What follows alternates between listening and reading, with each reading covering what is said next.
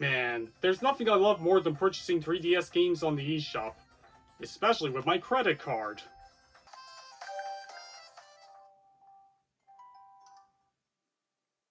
Ha!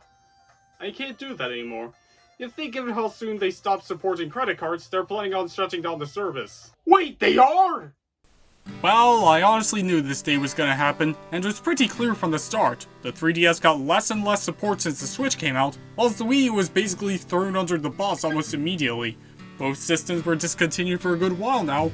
My Nintendo stopped offering discounts for these games around the same time, and the Switch is now in full force when it comes to content. Same thing with the Wii Shop channel. But it's quite unfortunate, especially considering how many games are stranded on these consoles. You're gonna lose these games for good. It is one of these unfortunate parts of the video game industry, especially since a lot of it is going all digital now. It's these moments where everybody tears up and gets with other people to help go through these tough times. Because of this, I'm gonna go over some games I bought throughout the years to tell you if they're worth picking up or not. I know I'm kinda ripping off Scott DeWaz's WiiWare videos, but since I highly doubt I'm the only guy on the internet talking about the 3DS eShop in 2022, I think it's safe to say these games are worth it. But first, I gotta give my condolences to YouTube and the anime channel, for we miss you so much. The first game I'm gonna go through is Nintendo Badge Arcade. You know that claw machine assist trophy in Smash? Yeah, it has its own game. This is a free-to-play application that allows you to grab badges that you could use to decorate your home screen, just like a claw machine. In some ways, these were NFTs before NFTs. The service stopped adding new badges in 2017, but does give you 2 free plays every day. Since this is free to play, however, it has that classic microtransaction BS, with myself doing so a couple of times. Aside that and the load times being slower than a funeral progression, this is overall a cute game. It's not mind-blowing or anything, but helps give your home screen a touch of personality you don't see on the Switch. Next is Pull Blocks, or Pushmo for US viewers. This puzzle platformer has you solve obstacle courses by pulling out parts of it to get to the goal. This is a great puzzle platformer with many various puzzles to test your wits and surroundings. It can give up a surprisingly tense challenge despite looking and sounding like a cartoon made for small children, and is definitely one of the quintessential games to nab on the 3DS. Plus, you can design your own levels. It would later have another game called Fall Blocks, where this time you use gravity to push the blocks to make your way up. However, even during the early levels, you start to realize that this is the Dark Souls of puzzle platformers. It can be extraordinarily difficult, and somewhat impossible without a guide. Like, look at this. How am I supposed to figure that out? I would personally give you a kiss if you could magically solve most of the puzzles yourself. But even with that, I still think it's worth getting because it offers a unique twist to the last game, offers a decent amount of content despite the difficulty spike, and again, a level editor.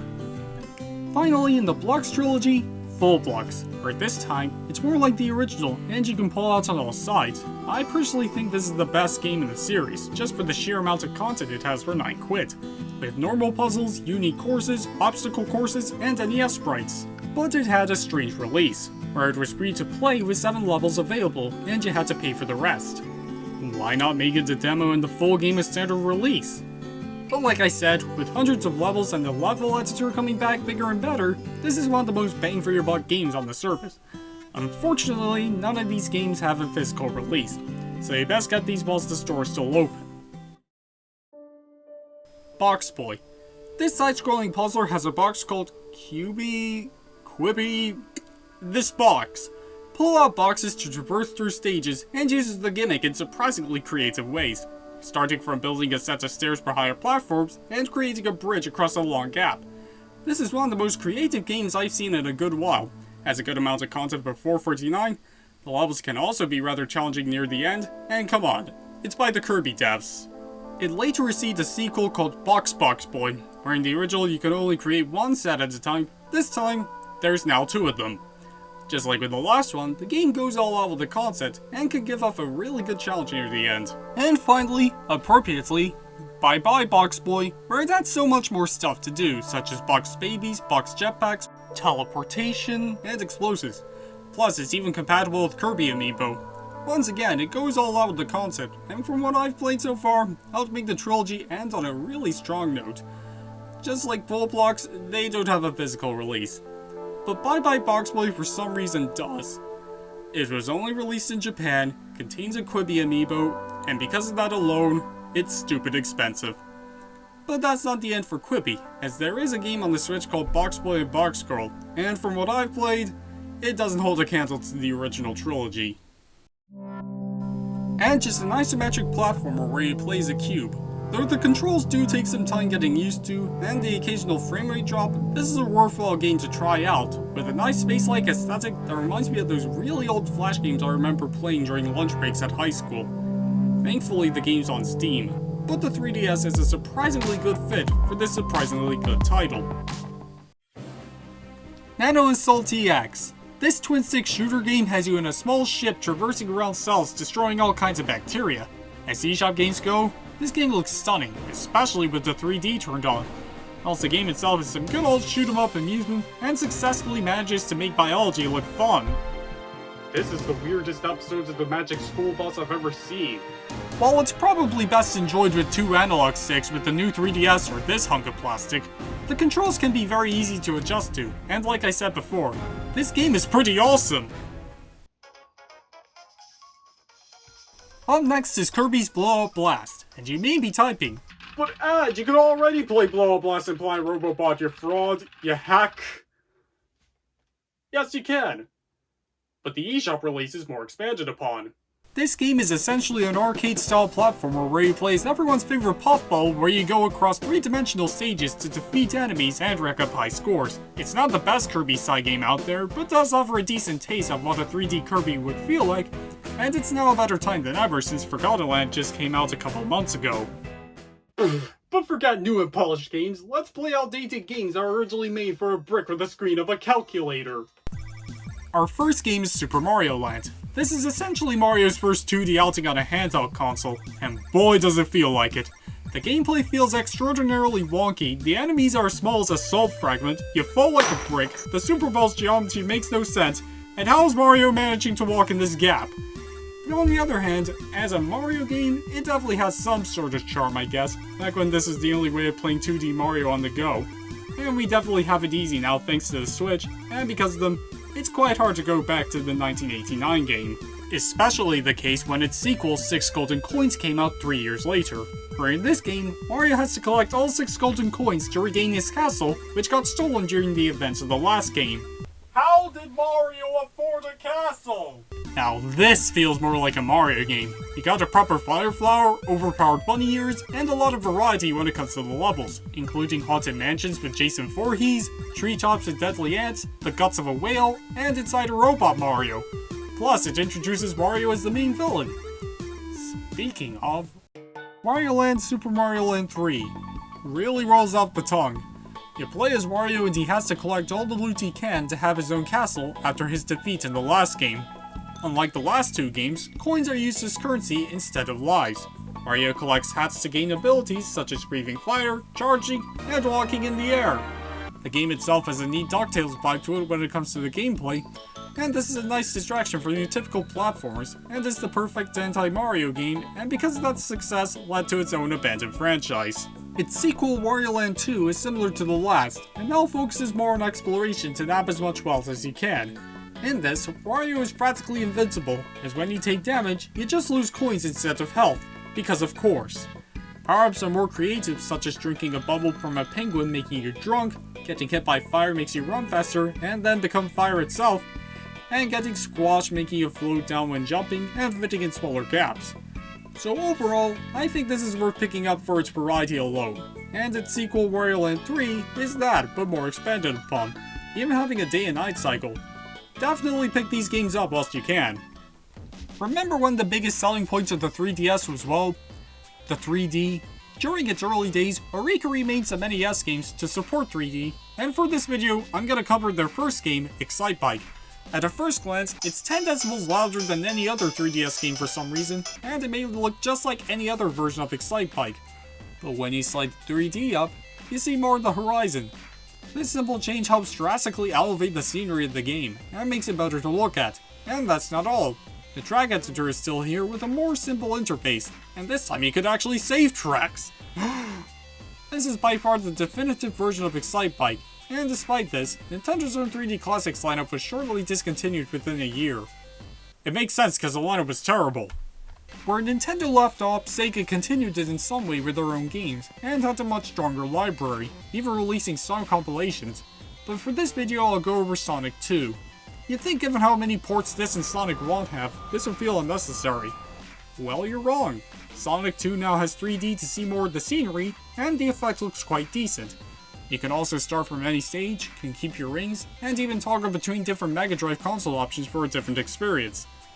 This is a great port of a game you already can't go wrong with, especially seeing that Sega recently delisted most versions of Sonic 1 through 3 in CD in preparation for Sonic Origins. But if you're really worried about it, it is preserved in a Japan-only compilation of other 3D Sega games. I didn't say it was at a reasonable price.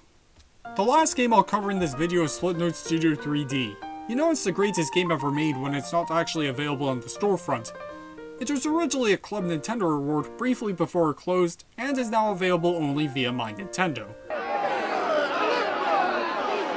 You can say all you want about this game, lacking in content compared to the DSi original, not being able to show to the world, but to me, that doesn't matter, as Slipnote 3D is a pretty decent application. It helped me get an idea of frame-by-frame animation, and before starting uni, I even practiced some techniques from the Animator Survival Kit. So as a free game, it's honestly pretty good. And those are all the games I'll cover for this video. It's very unfortunate seeing how many games will no longer be available to easily purchase. And because of that, preservation is really important when it comes to all kinds of media, not just video games. As when you come down to it, cloud gaming and major streaming services are no prize picks themselves. As one day when their servers inevitably shut down, so much content will vanish. And according to a study by the Library of Congress, 75% of all silent films are considered lost, which is very unfortunate. There is a lot more out there on the 3DS eShop I want to go over and recommend. And that's not even covering DLC and themes. If there are any games you want me to go over and have fond memories of, please let me know down below. And with that... Man, I've been so caught up by the 3DS eShop closure lately. I could have sworn there was another console that I was just as done for. Oh, how could I forget about this little rascal?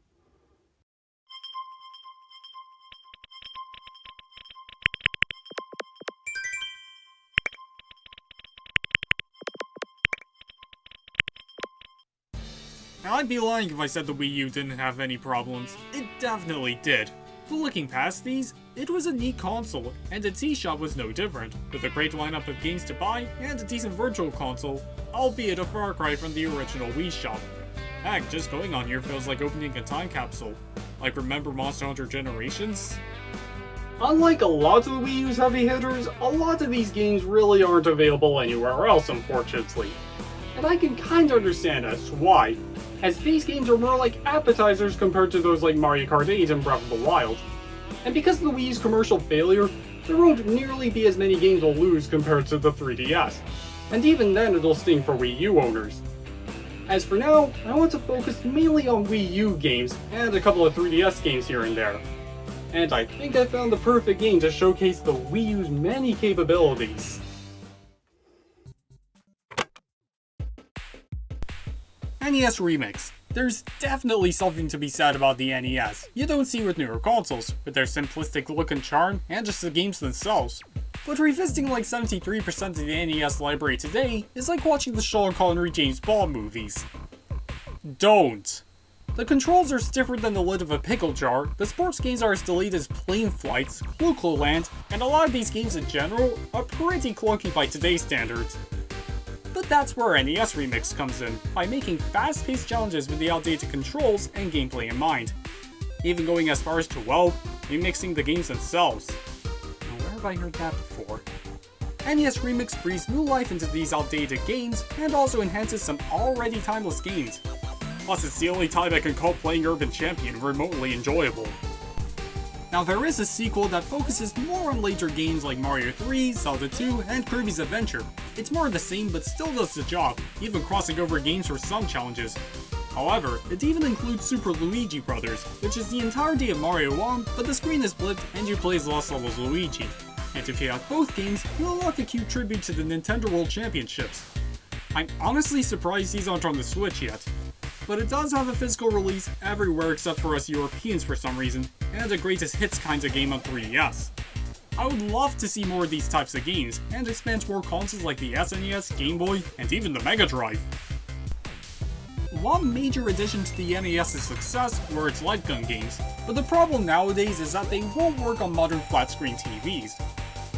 But during the Wii era, light gun games slowly made a comeback thanks to the Wii's pointer controls, and during the Wii U era, Nintendo reworked the classic NES games to support pointer controls with the Wii Remote. Duck Hunt is an instant icon with these types of games, where you have to shoot all the ducks on screen with only 3 shots at a time, or else you get the 8-bit middle finger. There's another game mode revolving around clay shooting, but the duck slaughter is where the game stands strongest. Whilst Togen's Alley is your typical arcade shooter where you have to shoot cutouts of gangsters and being careful not to shoot innocent civilians. There is also a mode where you shoot cans to make them land on a ledge. That's it. And finally in the Gun Trilogy, Bald Gunman, where this game is practically based around western standoffs commonly seen in movies, where you have to wait for your opponent to tell you to fire and make sure you shoot before they get a chance themselves. Whilst relatively basic, it can give a good challenge, especially when seeing how quickly they strike.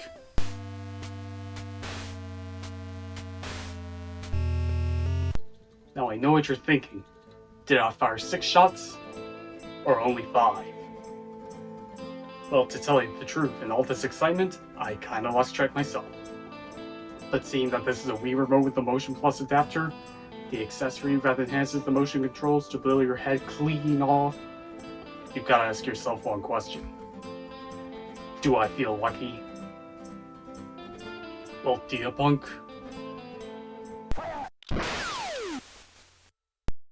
Jeez, video games really are getting more violent these days. Sure, these games are not exactly one-to-one with the NES, but these are still light gun games from the 80s being preserved, and that is something I want other companies to take notes on. Fast Racing Neo is a futuristic racing game made by the talented folks at Shin Multimedia. It essentially works like F-Zero, and to secure first place, the game uses a well-implemented boost system where you collect orbs to increase your speed and swap colors on your car to match the boost strips to go faster. Since this is a fast-paced racing game, the courses are well varied in design and offer a good challenge where you'll likely crash a lot. If you've been begging for a new F-Zero for nearly 2 decades now, I think this game will do the trick. The game luckily has a physical release over here in Europe, and a more expanded version on the Switch called Fast RMX. Nano Assault Neo. Its 3DS release EX already looked great, but on Wii U, it's one of the best looking games I've seen, period. Just like the 3DS game, you play as a microscopic ship, roaming around cells to fend off invading bacteria. The controls are excellent, taking full advantage of both analog sticks with the left piloting the ship, and right controlling the gunfire. It has a neat feature on the gamepad with it showing a map for what's going on if you missed out on bonus points and enemies. The game has a tense but fair challenge. Thankfully, the game was ported to PS4. Art of Balance. This puzzle game has you balancing blocks and making sure that they don't fall in the water. As a puzzle game, this concept works wondrously. The gameplay is surprisingly relaxing, especially with its Zen soundtrack. The graphics are outstanding, great level layouts, and so many flexible control schemes, with buttons, touch, and pointer controls. Seeing as it was originally a WiiWare game after all, there is another version on 3DS mainly with touch controls and graphics in line with its WiiWare release. With how well received this game is, Shin made it very clear that Art of Balance isn't going anywhere, and it's on PS4 and Switch. I've got like 3 versions of this game.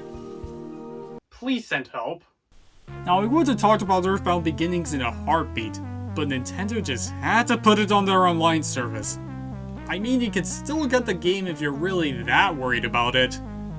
Anyhow, Super Mario Advance 4 Super Mario Bros. 3, the greatest video game title I heard since At a first glance, it may be a simple GBA ROM, but it has a lot more going than you think. Plus the game itself is similar to the All-Stars release, and that Mario won't shut up for some reason.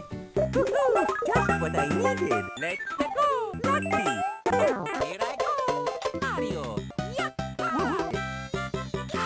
The fact that Charles Barkley still isn't voicing Mario in the new movie still amazes me.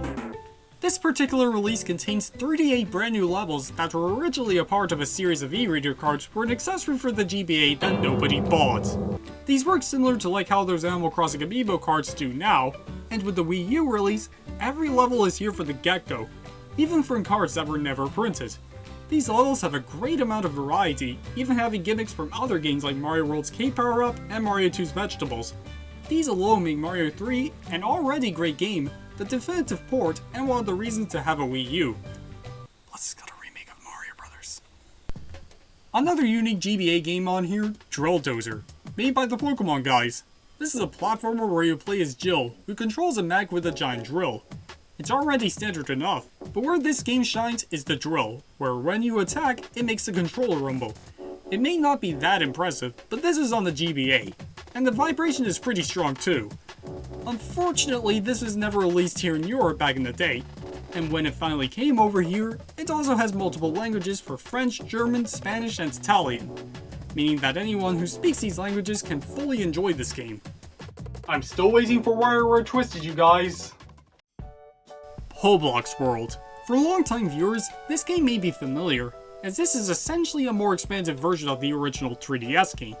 I already went in depth with the original previously, but the game is a puzzle platformer where you pull up blocks to climb up to the goal. This is already a fantastic puzzler in 3DS, and Intelligent Systems didn't fix what wasn't broken with this release. The art style and graphics look great, the puzzles can offer a decent head scratcher from time to time, and even having a level editor, which you could send to the World Fair via Miiverse. Unfortunately, Miiverse has gone the way of Laserdisc, but at least you could share them via QR codes. Anyhow, while it can feel too similar to the original for some to spend £9, it's essentially more of an already great game, and I can't argue with that. Mario vs. Donkey Kong, Minis March Again. Right off the bat, I have a bit of a soft spot for this series, as I remember playing Miniland Mayhem a lot as a kid, and loved its Lemmings-like gameplay guiding the minis to the goal, as well as the older platformer games later on in life. Minis March Again is essentially the first in the series to use the Lemmings gameplay rather than directly guiding the characters themselves. This is also a part of the DSiWare lineup back on DSi, and as it goes, offers a decent amount of content as a whole level creator, and overall is the quintessential game on DSiWare, and is a great game to have at any time. Mario and Donkey Kong Minis on the Move. Unlike the last couple of games, this has you guiding the minis to their destination by using tiles to show which direction they need to go. It's like Pipe Mania. There are also different takes on the gameplay, including limited selections of tiles with Peach, juggling multiple minis with Toad, and Donkey Kong having giant stages. The game is a great puzzler, can really get you thinking at times. It even has some really fun mini games as well. Because of these, this is one of the best exclusives on the eShop. Mario vs. Donkey Kong Tipping Stars. After being greeted to this beautifully animated cutscene, this is practically Miniland Mayhem again. Despite being a Fallout that plays it too safe, the gameplay is still great as always, and the graphics can look quite nice. It has a full-on level creator as well, and back then you could upload levels via Miiverse. Its biggest gimmick is that you receive stars for acing levels, which can either be used to unlock parts for its level editor, or give stars to levels online as feedback.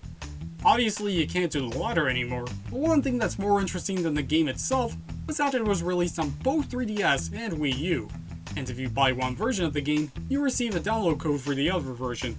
I honestly wish Nintendo did this with Virtual Console. Like, I get it, Super Mario Bros. 2 is good, but it's not £8 good. Alright, I think that's enough Mario vs. Donkey Kong for one eShop retrospective video. And now, let's take a look at a completely different game. Amiibo Greatest- I'm just kidding, it's Mario vs. Donkey Kong again! Okay, this is starting to get ridiculous. Oh wait, I'm sorry, I meant Mini Mario and Friends Amiibo Challenge. It's basically more of the same yet again, yet now it's free to play, where you need to have an amiibo to unlock levels. It also takes use of particular characters with special abilities, like Mario who can wall jump, DK running up slopes, Bowser slamming through bricks below him, you get the picture.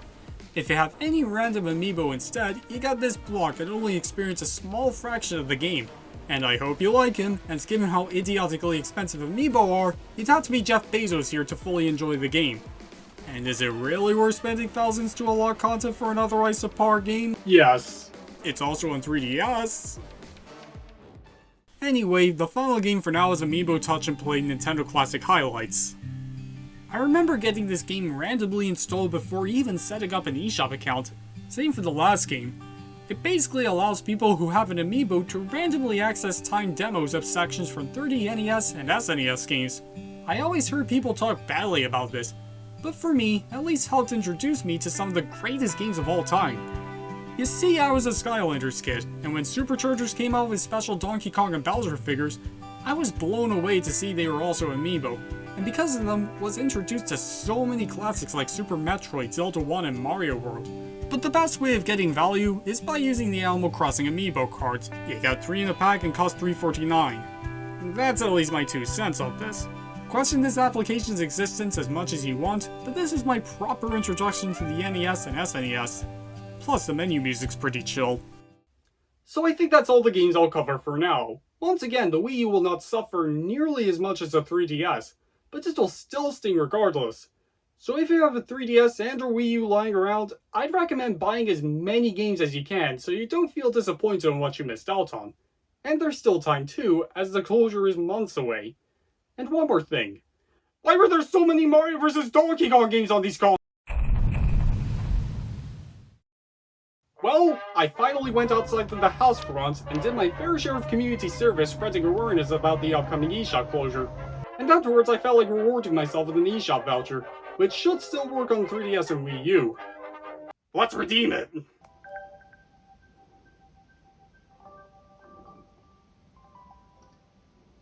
Fantastic, I can't do that either. First the credit cards, now the vouchers? They really are serious about this closure, aren't they? But it's a good thing I got my funds merged with my Switch, cause that's always a sensible idea. Okay, the code should now be entered in and... Oh, come on! Dr. Mario Miracle Cure. It's honestly surprising that it took this long to finally talk about this game, but essentially Miracle Cure is your all-in-one package of Dr. Mario. The simplistic Tetris-like puzzle gameplay is great as always, even having titular Miracle Cures that do all kinds of things to get rid of the viruses. The game even has Dr. Luigi's take on the formula, with pill-shaped Azel's, and Virus Buster for brain training. With all those co-op, online, and unique challenges, Miracle Cure is the best way of experiencing Dr. Mario, and made even better that it's portable. Just don't let it perform serious surgeries. 2048. I'm pretty sure I only really knew about this game's existence after watching that KK Clue video, but essentially it's a sliding tile number puzzle game. You know, the one with clones flooding app stores everywhere. The game is surprisingly addicting, and a great way to waste time. It even has achievements, a banger of a soundtrack, and takes use of the 3DS's 2 screens wonderfully, each having a different perspective of the grid, and it's all $119. For something priced that low, it's a no-brainer to pick this up. Fun Mini Golf Touch, a handheld port to the original WiiWare title. This is a nice small game of mini golf made by Shinnen. The controls are great whether using buttons or titular touch controls, and the stages have a nice variety in design, seeing as it is based off mini golf at the end of the day. There's a surprising amount of holes to check out too with neat unlockables, and you can even use your Mii as a character. Ah! It's hideous! Kill it! Kill it with fire! But the best part comes at its price for $250. It may not be the best golf game of all time, but it's definitely one to try out for its low price. Kid Trip. This game is an Auto 2D side-scroller based on the heyday of video games, and as you can see, I'm not very good at it. As I just briefly implied, the character runs on his own, but you can make him jump or slow down. This is a great budget title to take out every once in a while, offers a surprising challenge, and is preserved on pretty much every major console, and the PS Vita of all platforms. From one retro-style game to another, Mighty Gun Vault. This one's made by the talented Indie Creates. This game is a spin-off to the Outer Strike Gun Vault games, and has the aesthetics to that of a Game Boy Color title. You can play as 3 characters, each from different series, where you gun down robots, cheat your way through to the end, and bring back all the love in the world. When did this game suddenly turn into Whisper of the Heart? You can beat the game with all 3 characters in 2.5 hours, but it's worth checking out, even for Gun Vault fans. The game's on Steam everywhere, and PS4/Vita Japan only, but does have a sequel on Switch, PS4, Steam, and even on 3DS too. Mighty Gun Vault may be short, but it's pretty sweet. Pokemon Bank and Poké Transport. These applications essentially work like OneDrive for your Pokemon games, as given how notoriously limited storage is for all the creatures you catch in them. Bang gives far more room to store your Pokemon, whether in X and Y, the Gen 3 remakes, or Sun and Moon, and even the Virtual Console games in Black and White. You can finally catch them all again, and link up Bang with Home on the Switch to bring them to the newer games, especially with Scarlet and Violet coming out soon. In the same year as another mainline Pokemon game. Hello, you reached the Pokemon Company. Stop! Right now it's a paid subscription service, but once the eShop closes, it will all be free. But even when it bites the dust, all games, even free ones, will be taken off. You can only re-download games. In conclusion, Pokemon Bank and Transporter aren't the dumbest ideas for subscription models, but at least they're better than Apple TV Plus. Over on the Wii U, when it comes to DLC, there is a good amount on its eShop, and some I want to recommend before it closes, those being the DLC for Sonic Lost World and Xenoblade Chronicles X. They're all funnily enough free, with Sonic having exclusive stages based off Yoshi's Island and Zelda. Though it's been recently modded to PC, these are worth picking up officially before it closes to preserve a weird piece of video game history. While Xenoblade X, on the other hand, has DLC that speeds up the game's load times for the disc copy. With Xenoblade 3 just out, it's becoming less likely for X to come over on Switch by the day. So it's worth getting, otherwise future generations will have a lesser experience.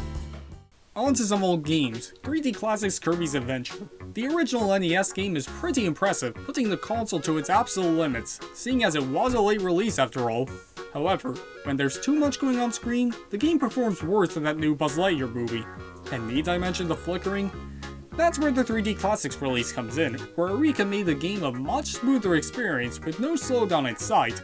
Although the 3D effect is pretty lame adjusting the background saturation and nothing more, but for a stable framerate and more consistent presentation, it's easily the definitive version. But the Kirby games on the Game Boy Virtual Console are also worth picking up too. The Mysterious Murasame Castle. This is an interesting one as the 3DS was the only console to have this game. It's not on Wii U, Switch Online, or even back on the Wii Shop, and even more so that it was a Japan exclusive. This game is essentially the sister game of the original Legend of Zelda, sharing the same game engine. It's more arcade-like and really fun to put on from time to time, and I could just listen to that theme all day. When playing this, it makes sense as to why it's been referenced in so many Nintendo games like Nintendo Land, Smash, and Mario Maker 2 of all games. But this is probably one of my favorite NES games. Summer Carnival 92 Rekka, another Japan exclusive that only released on 3DS for some reason. This game was released way late into the Famicom's lifespan in 1992. And gee, did they push the limits with this game. The graphics are stunning and can even look like an early Super Nintendo game at times. The soundtrack is awesome, and as for gameplay,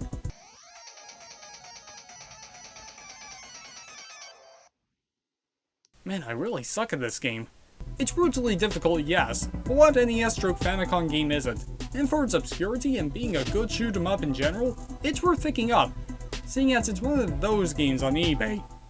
Metroid Prime Blast Ball. Originally this game was revealed during the 2015 Nintendo World Championships to initially tease Federation Force, which delighted many fans and was released onto the eShop as a free-to-play title a couple of months before Federation Force came out to help promote the game. This is basically football with a bunch of Halo rejects as the players. Not a lot to say about this game, it lacks online play, even though it had it for the first few months. It is preserved in Federation Force as a side game, but who in 2022 is willing to play Federation Force? It's no Rocket League or Speedball, but at least it's free to play. The Picross games. Now I don't know about you, but I'm a bit of a Picross nut, and for those unaware, Picross is basically logic puzzles where you fill in squares in certain rows and columns to reveal a hidden picture. These games offer a nice amount of content, surprisingly great music, some good head scratchers here and there, harder puzzles with Mega Picross, and even later games offering bonus puzzles if you have save data for other games. There's like 8 of them. My Nintendo Picross Twilight Princess. Now Twilight Princess is a pretty cool game, and back when My Nintendo first launched in 2016, and the HD remake of said game around the same time, this was one of the first rewards offered to members for 1,000 Platinum points. You can still get this game as we speak. This is basically more Picross but with Twilight Princess characters and items. It's short, yes, but a really cool reward for playing Nintendo's mediocre mobile games. I can also recommend Mario's Picross on Virtual Console. Man, there really were a lot of these Picross games on 3DS eShop, weren't there? So much so that I can't really cover all of them. Now, I believe there were a couple of Japan-only Club Nintendo ones, a Final Fantasy one, again Japan-only, and even a Sanrio Hello Kitty one, which I'm honestly not gonna bother with the latter, as I already had to give Sanrio my money once just for these stupid cards just so some random fanboy couldn't grab their hands on them, and I'm not in the mood to doing that again. And now, let's move on to our next game, Pokemon Picross. This game was actually my first exposure to Picross, mainly as it's free to play, and boy does it feel like one. It's just like Picross before, but with Pokemon characters, and when you nab them, you can use them to help you with puzzles by freezing time, giving hints, or revealing parts of the puzzle. But in its free-to-play nature, it has an energy gauge for filling in the puzzles. And it gets better. You need to pay pick credits to progress the game and eventually get rid of the energy gauge, and the best part? You barely get any!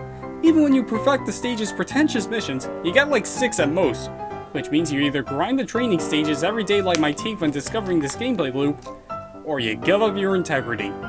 The game is still a good 7 out of 10 despite these, but it honestly would be more at home on mobile devices rather than the 3DS. And with that, Pokemon Picross is the 3DS equivalent of Candy Crush, and you'd think I'd be just about done for now. But you're wrong. Because I forgot about the best 3DS eShop game of all. It's Japanese Real Sim 3D 5 Types of Trains! This, alongside others in the series, are simulators for many trains, whether monorails, classic steam trains, and many others, to travel across multiple areas of Japan. For this, the game uses full motion video for the scenery outside the train, and train controls on the touchscreen. But here's a catch. The video quality is beyond compressed. Either that or the camera lens and train windows were dirtier than my mind whenever I think of these two together.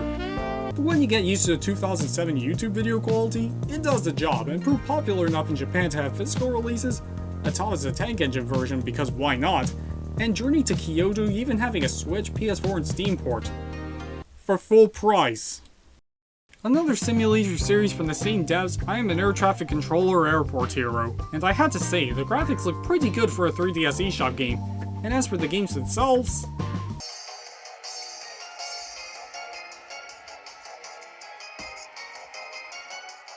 I gotta say, it's the very least more entertaining than that Gamescom opening night showcase.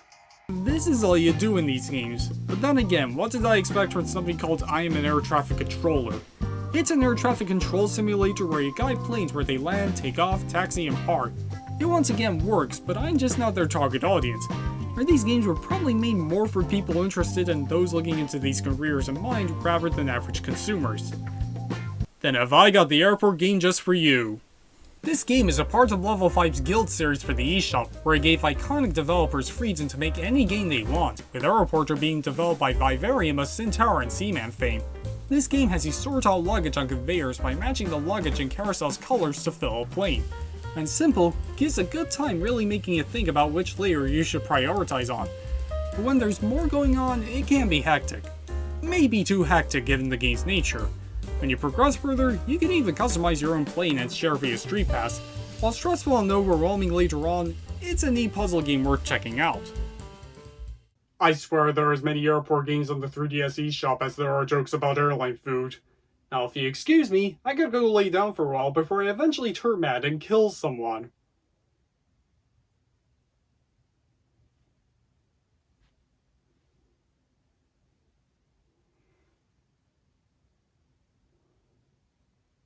Whoops!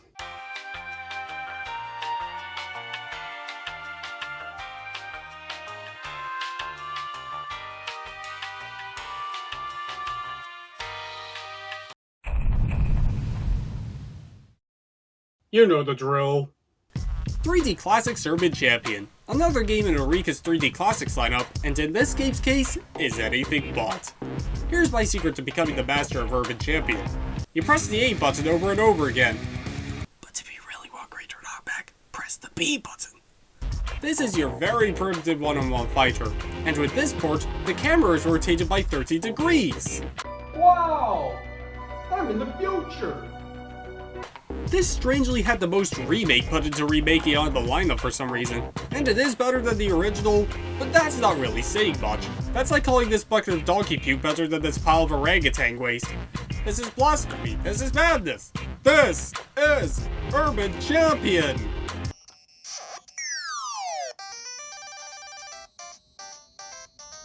Well, that was anticlimactic.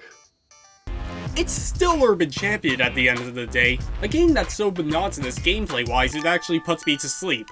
But I will give credit to Eureka's best attempts with this port, and I will say this. They at least put more care and effort into remaking this than Disney did with that new Pinocchio remake. The Adventures of Bayou Billy. This mod is pretty interesting, as it uses both normal controllers and the Wii remote in a similar way to the NES Light Gun games I covered previously. Just like your good old-fashioned NES game, it's tougher than life itself, even having practice stages for the different levels. It's that hard. But for some reason the light gun stages are pathetically easy. These guys are practically stormtroopers. Despite going way too far in the difficulty, it's still a unique NES game worth checking out.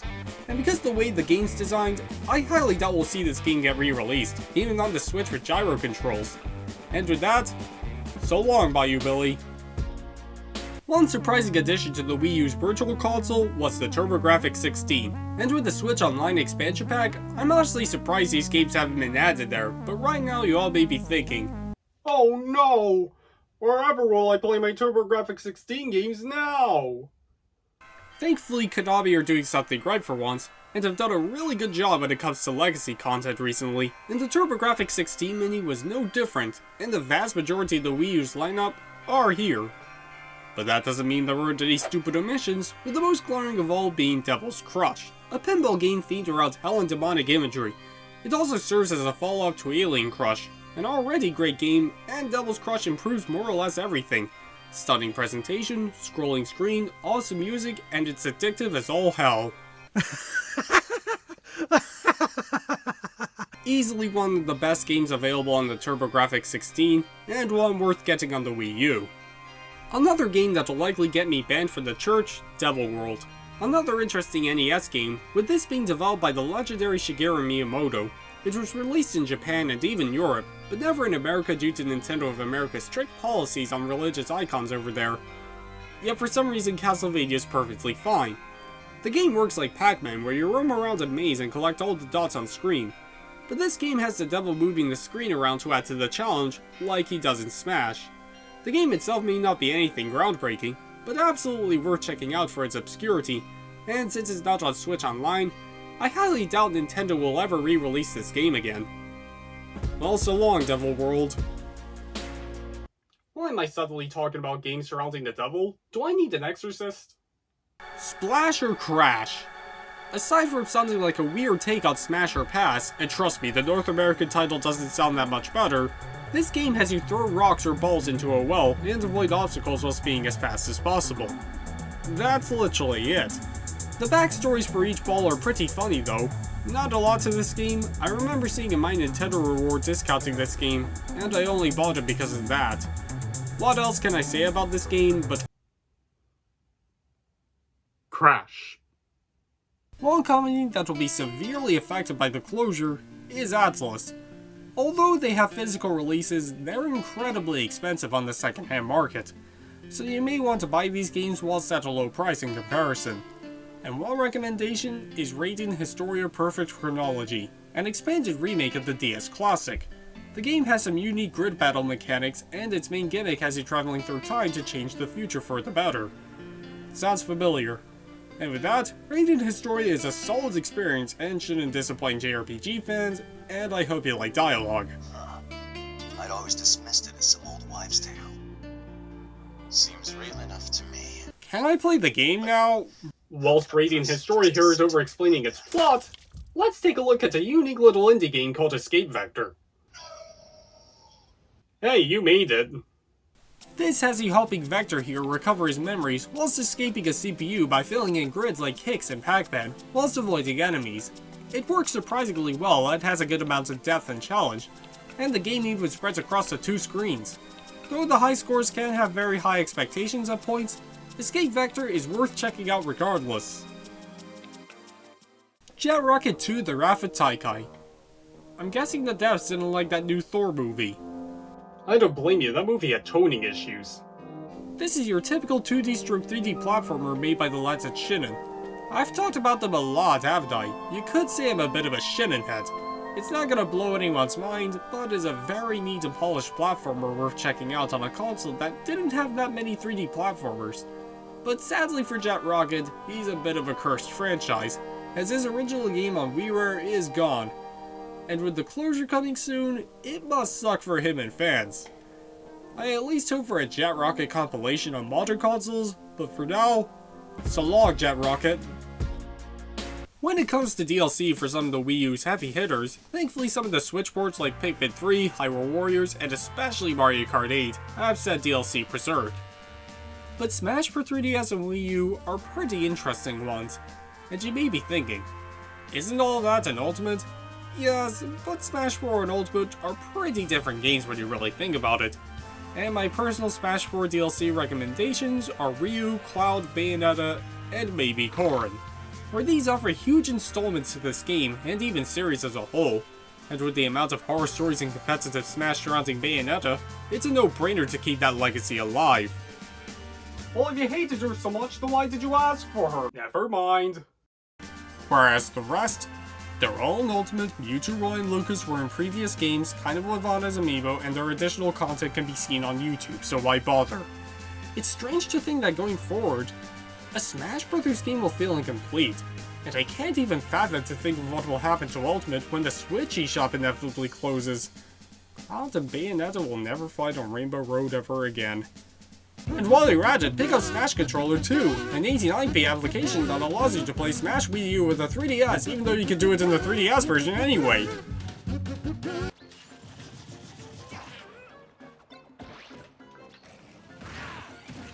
I spent £29 on content for a game that's as lively as a morgue.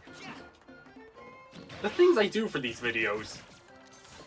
The Urban Troll Freestyle games. These games are your basic BMX physics racing games, where you go from start to finish on a level whilst maintaining balance on your bike to not fall off. The levels are well designed and very good as obstacles, and you can make your own as well, whereas its sequel is just more Urban Troll Freestyle. Although the first game is on mobile, PS3, Vita, and PC, the sequel is only on 3DS, so Trials fans watching might want to check these games out. They're not gonna blow you out of the water, but are the very least fun time killers.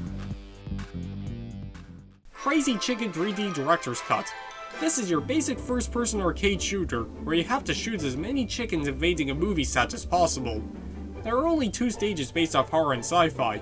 The movie references can be easily deciphered, especially as a big movie nerd. This game doesn't really have that much going to it. That's it. But for 89p, you at least get your money's worth somehow, and if this had gyro controls and cost it 6 times the price, I'd be singing an entirely different song. And I gotta hand it to the Crazy Chicken devs. This game has 89.9 times more value than Kingdom Hearts on Switch. Pinball Breaker. This is your typical ball and paddle game released quite late into the 3DS eShop's life around 2019. But unfortunately, the geometry in this game feels non-existent. The most important aspect of any good ball and paddle game that adds to its challenge and appeal. It feels like the ball goes in the same angle every time you hit it over and over again. Even Alleyway on the Game Boy had better geometry. Either the devs rushed this game out of the door, or it was programmed by this guy. And there's like 6 of these on the eShop. Why? You couldn't get the first one right! And will Maze Break by the same devs on the Wii U be that much better? What do you think? Right out the bat, the game isn't spread onto both screens, so you need to go into settings to display on the gamepad, and the kicker is that it can only be displayed on one screen or the other. I haven't even pressed start game and already it's a masterpiece. But the game itself?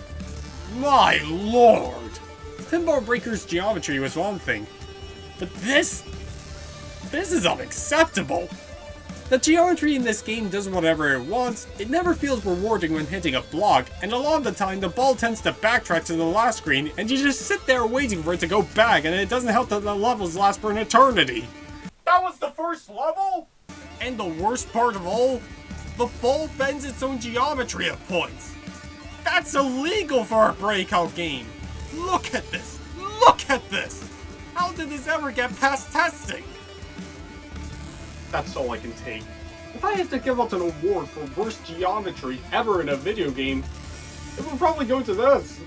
I've never played something that felt this broken in my entire life. And the fact the ball can do whatever it wants is inexcusable. One of the simplest games to make, and yet they still managed to screw it up. And not to mention, Nintendo actually looked at this trash heap and said, yeah, this is fine. But then again, they gave this the seal of approval, so sky's the limit, I guess. Colors 3D, a painting application on the 3DS, and I had to say, a really solid one at that.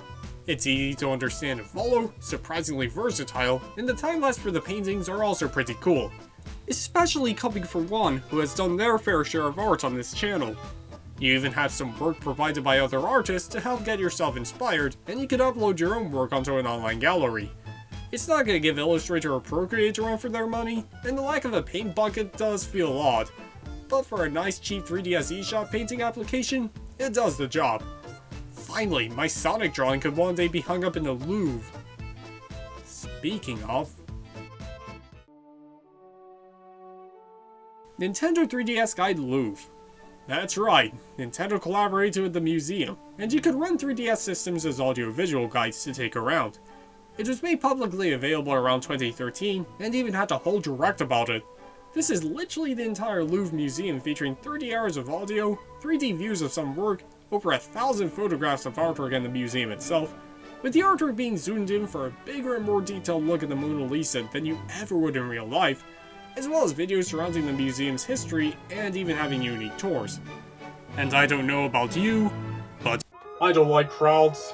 They're coarse, rough, and irritating, and they get everywhere. well, no worries, because in this software you'll never see a random guy take a selfie right in front of Venus de Milo ever again! Oh boy!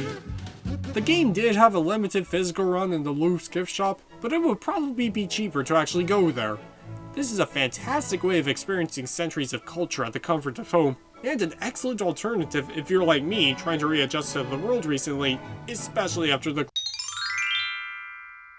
Do that one more time and I swear to God. On the 3DS during Nintendo Video's lifetime, Nintendo collaborated with Aardman to produce some 3D Shaun the Sheep short films on the service. And Shaun even had a Mario Maker costume later on. A good while after Nintendo Video went down, these shorts were released onto the eShop. Yeah, you can download videos on the 3DS. And these shorts are a nice treat for Aardman fans like myself. And the one I got has a behind the scenes video. They sadly got delisted after a permanent price drop and shortly after Farmageddon came out. Thankfully, they're officially preserved on Nintendo and Shaun the Sheep's official YouTube channels. Heck, Nintendo did something similar to their Pigment shorts around the same time. You know, Cartoon Network? I just gotta quickly say that I'm something of an early 2010s Cartoon Network enthusiast myself, and wish them a very happy 30th anniversary, especially after everything going on lately. And around the eShop's later years, we got a game based off Cartoon Network shows around the time. And guess what? It sucks. The game has all of these characters splashing together and trying to get back home in typical crossover fashion, and the first levels take place in the world in Clarence, so you already know it's Game of the Year. And the gameplay is just awful. It never feels satisfying fighting the enemies, and that's an insult for characters like Finn and Jake. When looking at a good beat 'em up, when you hit someone, the attacks flow seamlessly from one to another, feeling extremely rewarding when landing a hit. Whilst here... no! The game may already be lackluster beyond belief, but the roster this game's going for is perplexing, and makes this game feel even more dated when you realize all of these shows have ran their course. Why aren't there any legacy characters like Ben 10, Johnny Bravo, the Powerpuff Girls, Jack, Lou, Courage, Dexter? Not that Dexter! Look at Nickelodeon All-Star Brawl, it's a completely different game for sure, but at least here their characters weren't added because they have a new show going on or anything, but because they're legacy on the network and that fans genuinely want to play as them. Unlike this uninspired cowpat. So great job, Magic Pox, for making one of the worst beat-em-ups I ever played. I spent real-life money on this game. I spent student loans on this. And you know what else? It's been ported to other consoles. And the best part? The Xbox One port costs $22.99! So, what did we learn throughout all of this? There were definitely games. Oh, who am I kidding? Why am I torturing myself with all of these games? And yet, Nintendo, what's the goal of wiping all of these games out? Upsetting your fans? I could be out not having a social life, but no, here I am talking about Jet Rocket 2, the Wrath of Taikai. Like, what am I even doing with my life? It's really come to talking about Star Fox Guard, hasn't it? This is a tower defense game set in the world of Star Fox. You help Slippy's uncle Grippy defend his mining stations from invading robots. You use the gamepad to swap between different cameras to shoot down the robots, and the TV helps display what's going on. The game works incredibly well for the Wii U, and offers a good challenge despite getting too overboard at times. And in fairness, you could say that about any tower defense game. But Star Fox? Why that of all franchises? Zelda, Metroid, and even Animal Crossing would have made more sense. Can't wait for F-Zero Texas Hold'em. But putting these aside, it's actually quite good, and even has a free demo so you can judge the game for yourself. It is preserved on some first editions of Star Fox Zero, and over in Europe, darn! But while you're at it, pick up the Star Fox Zero demo as well, where some fans watching could see why they might want to avoid this game, like discussing politics at the family dinner table, and even has that animated short from the same studios that made Ghost in the Shell and Attack on Titan. Remember that? Now that we're in 5 videos of talking about 3DS and Wii U eShop games, I think some viewers right now may be thinking, Where's Rusty's Real Deal Baseball? where's Rusty's Real Deal Baseball? Where's Rusty's Real Deal Baseball? Where's Rusty's Real Deal Baseball? Where's Rusty's Real Deal Baseball? Oh, wow. But because of how niche the sport is in this part of the world, Rusty's Real Deal Baseball was never released in Europe, and that's a shame. Though I am more than happy to talk about Steel Diver Sub Wars. Now, the original Steel Diver is a game I don't really have any strong opinions on, and a lot of that mentality can be carried over to this game. You control a submarine rather going through rings from point A to B, taking out enemy ships. We'll get to that. It controls decently with most of your commands on the touchscreen. Makes you think it would have made more sense to be on the original DS. Unlike the original retail game, it's free to play and has a bunch of submarines and levels behind a paywall. But don't worry when it closes, because I found the perfect alternative instead. Not bad, it does the job, and you could do with worse free to play games.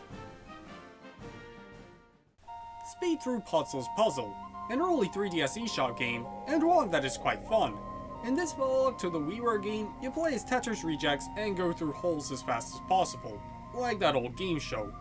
The game gives a good challenge, making you use fast reflexes, but is not too fast, relying on trial and error. And the Aztec theming of the game helps give it more personality and identity. There's also a good amount of levels too for a 539 game, and fits the pick up and play aesthetic of the 3DS perfectly. So with that, Puzzle's Puzzle is a strong personal recommendation. Donkey Kong Jr. Math. You may already be asking, Ed, is this an out-of-season April Fool's joke? No. This was actually sold on store shelves in the 80s. As the title suggests, this is an edutainment game with the mechanics of Donkey Kong Jr. and you solve basic math problems. Add, subtract, multiply, and divide. The 4 horsemen of the apocalypse. You have 2 modes where you play against a rival DK Jr. to get to the displayed answer first, and one where you solve problems on your own. This game is a sick joke, and I honestly feel sorry for every 80s kid who got this under the Christmas tree. And even as someone who passed their GCSEs and thinks about math in the back of their head, the game still manages to make me feel stupid. And to add more salt to the wound, this is a rare game! Yes! It's cheaper to get an actual education! Well, at least Nintendo learned their lesson with the brain training games. So bottom line, screw this game! Donkey Kong Jr. Math, what's next? King Kong Spanish class?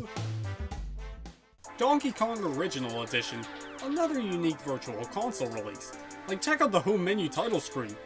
This is basically the NES port of the original Donkey Kong, but for this release has the Cut Pie Factory level.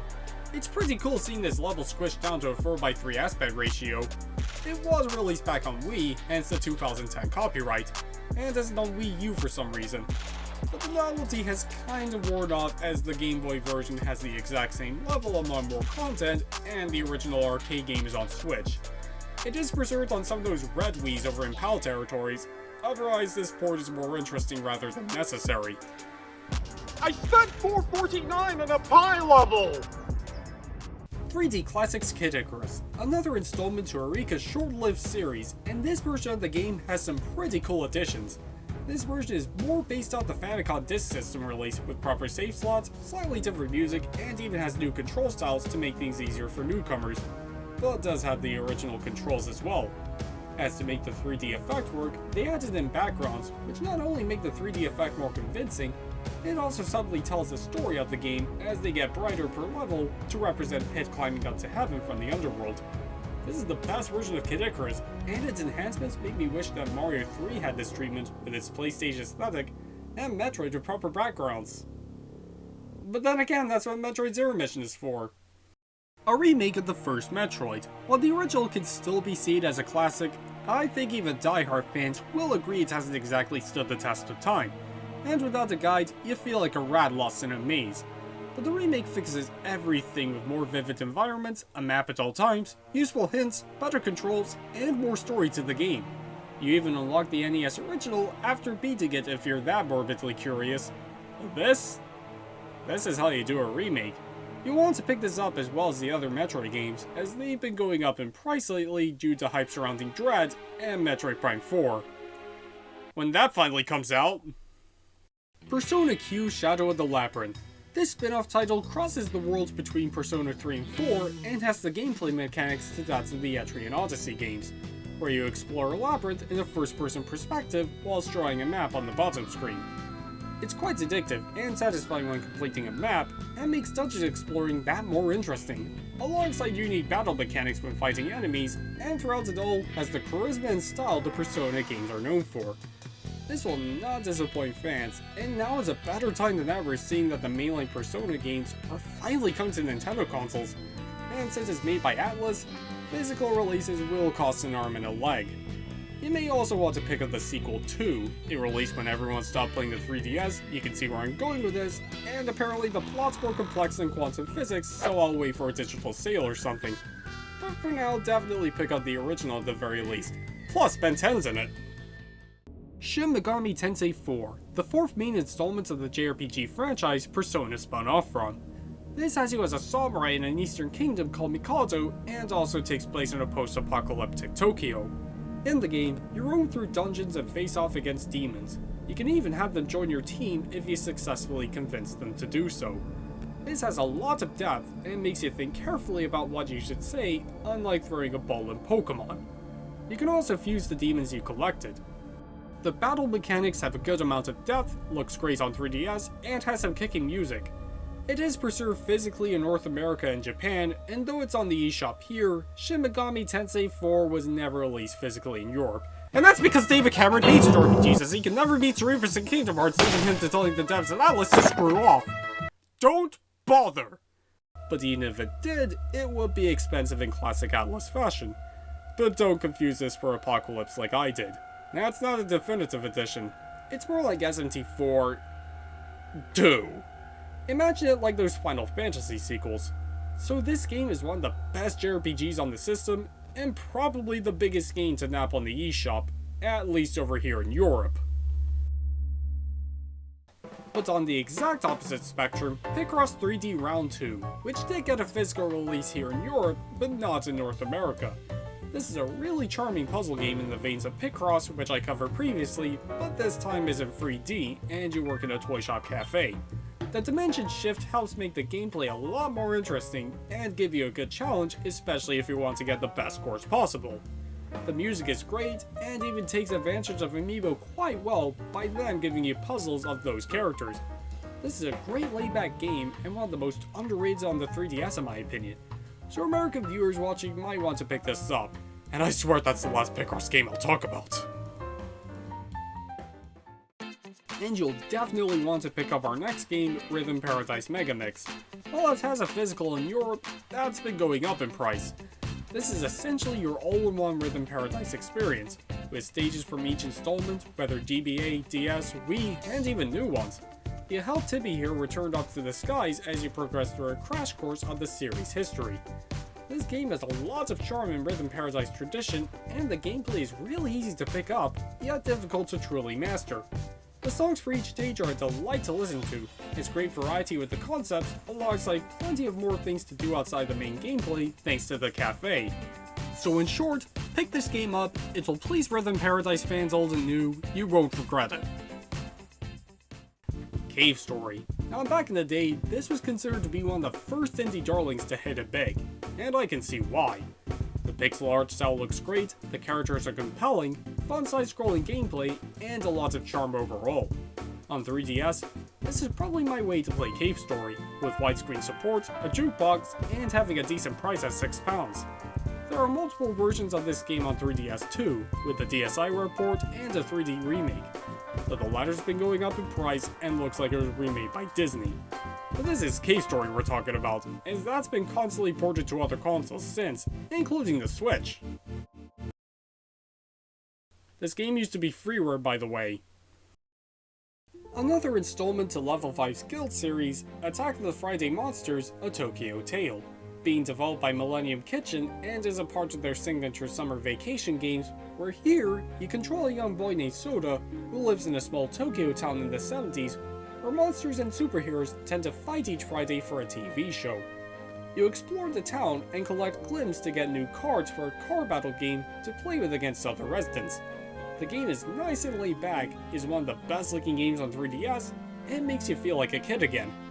It even feels like you're controlling a Studio Ghibli movie throughout. This is definitely one of the essentials and has been selling well in the eShop lately. Hopefully this gets ported to other consoles. Now our next game is a little sci-fi shooter called RTO Reptile Takeover, which happens to be made by the same devs behind... oh no. Let's not judge anything by its cover unless it's that.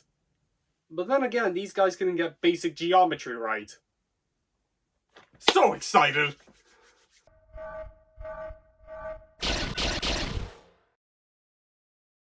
You do not disappoint.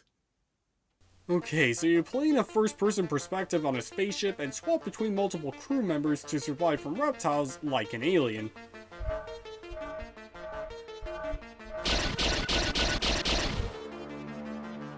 The reptiles are complete wimps.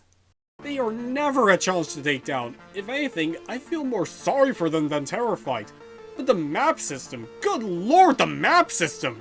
You slowly strafe left and right, and it's never clear where you've gone, and you think the gamepad would be the perfect place to add a map. It still doesn't help. When you're out and about, it just has a dumb JPEG of the character you play as. They are indistinguishable from each other, just like every room you go into! Could it have killed them to add in a tracking system? And you want to know how much this unclear drag costs?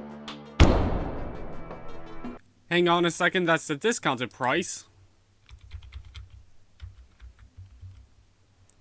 There we go. £8!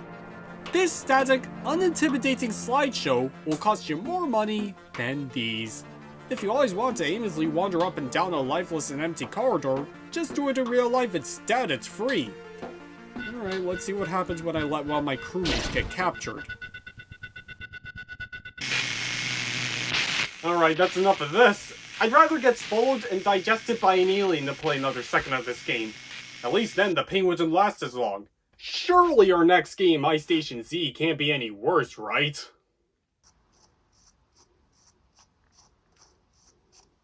I am so sorry, RTO. So this is a zombie survival game in the lines of The Thing, and it doesn't cost too much and has a demo too. Like, there's no point if it's that cheap. Come on, I bought these. But when you do play it, the demo's existence is fully justified. This is one of the emptiest video games I ever played. I get that's the whole point, but at least give me a zombie every here and there. I take that back. You run really slow and it takes an eternity to get to a nearby town. There's also a crouch button too, as if the game wasn't slow enough! But when you do get there, there's barely anything to do aside horrible minigames, and I couldn't even make a weapon to fight on the zombies with. On top of that, can I say that this game just looks beautiful? With how slow this game is, it makes me think. I could be learning a new foreign language, find the cure for a disease, catch up with some of the most acclaimed films in cinema, binge watch One Piece for all I care. But no, I'm playing iStation Z. You know the new Super Luigi U expansion for New Super Mario Bros. U? That thankfully got its own retail release, and since has been bundled with the original game both on Wii U and Switch. But the Coin Rush packs for New Super Mario Bros. 2 aren't so lucky. These give you additional courses for the Coin Rush mode to help rack up coins that never amounted to anything. And the levels themselves are a lot more interesting than those seen in the base game, with just collecting coins, tributes to the older games, and interrogation methods. Though New Super Mario Bros. 2 was far from the best 2D Mario, these courses at least made this game more worthwhile.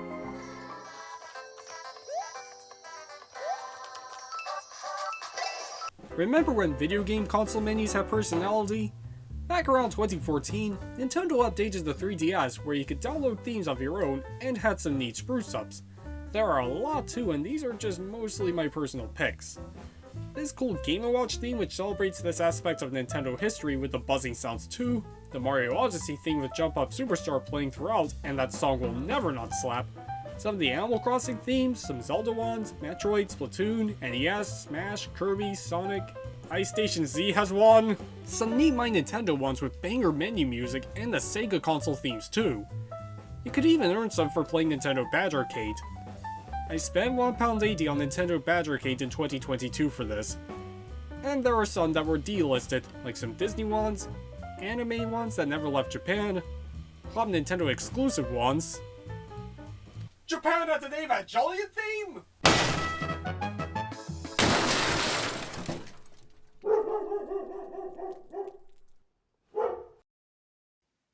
I don't know how to end this video. I really don't. Should I just let the editor splice in a random clip or something? Because, to be honest with you, I think I kind of ran out of ideas. Who's up for Cats and Dogs 2? Man, another day, another dollar. I just wonder how society's coping knowing that the 3DS and Wii U eShop is now weeks away from closing for good.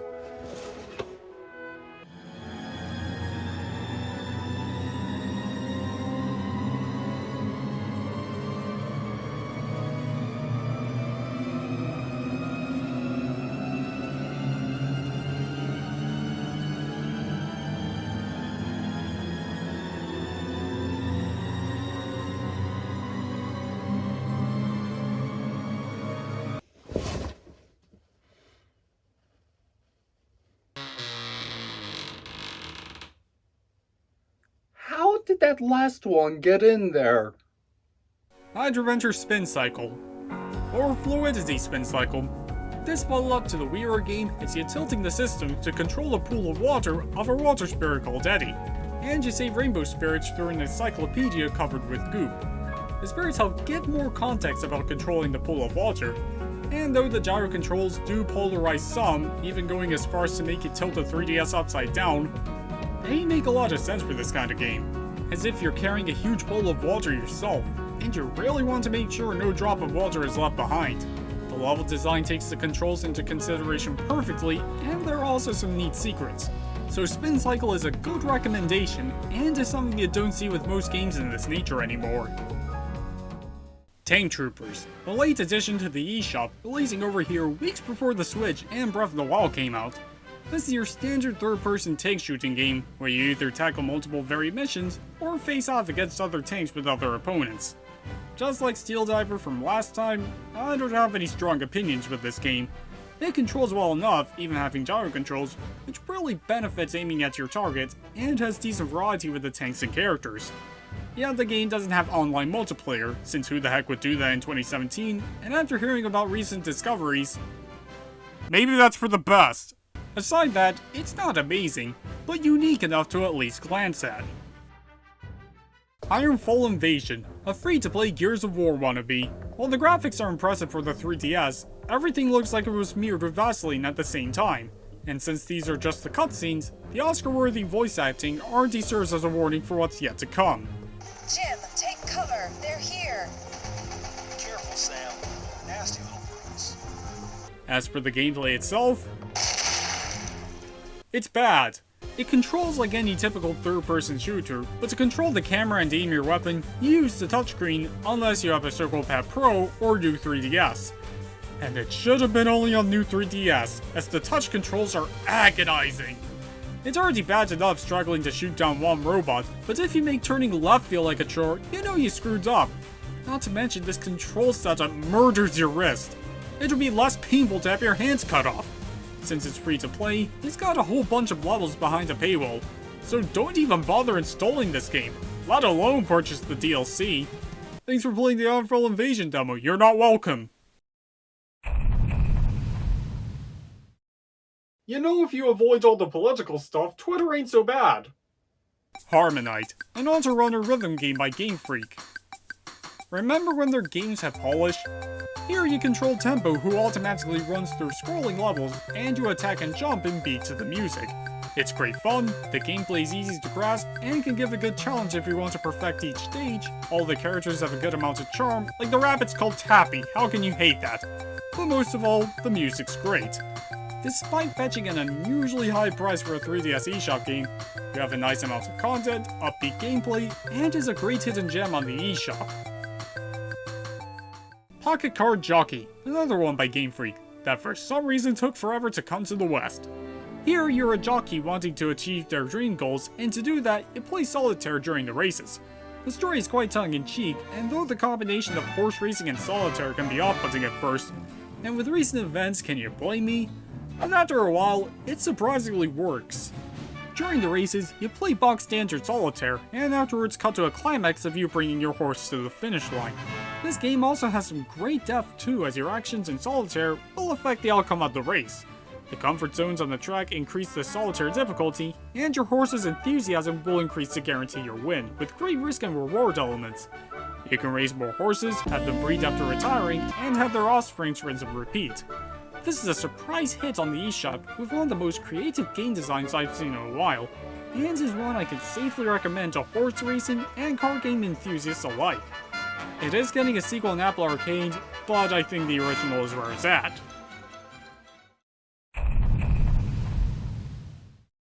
Shut up.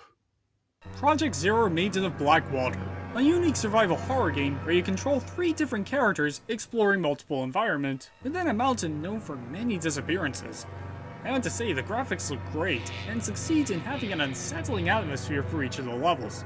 But the scariest part of the whole game is that you move at a snail's pace! I want my mommy! Throughout your experience, you constantly have ghosts show up in your way, and your only means of defense is the camera obscura. For this, you use the gamepad to take pictures to get rid of them, and can give even more damage by hitting their weak spot. It's like the Haunting mixed with Pokemon Snap. Smile!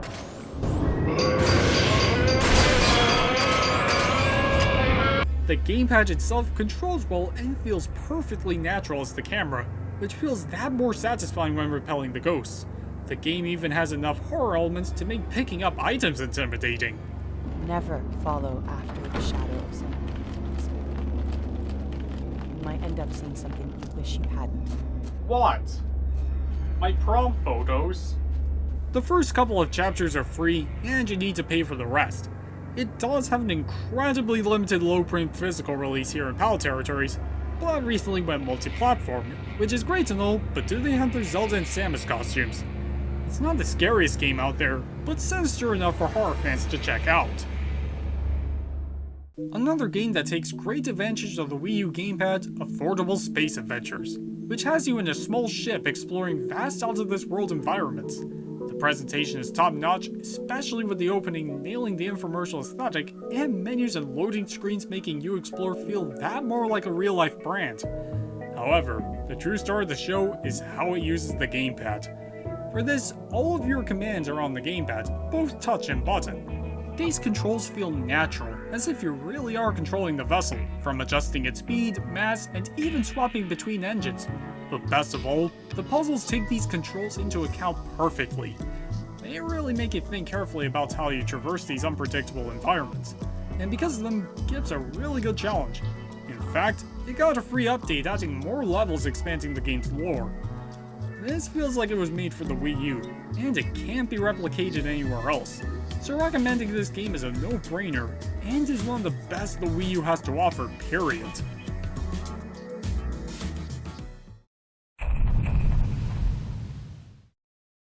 The events of WandaVision and Multiverse of Madness all could have been prevented if Wanda just bought a Switch with Animal Crossing.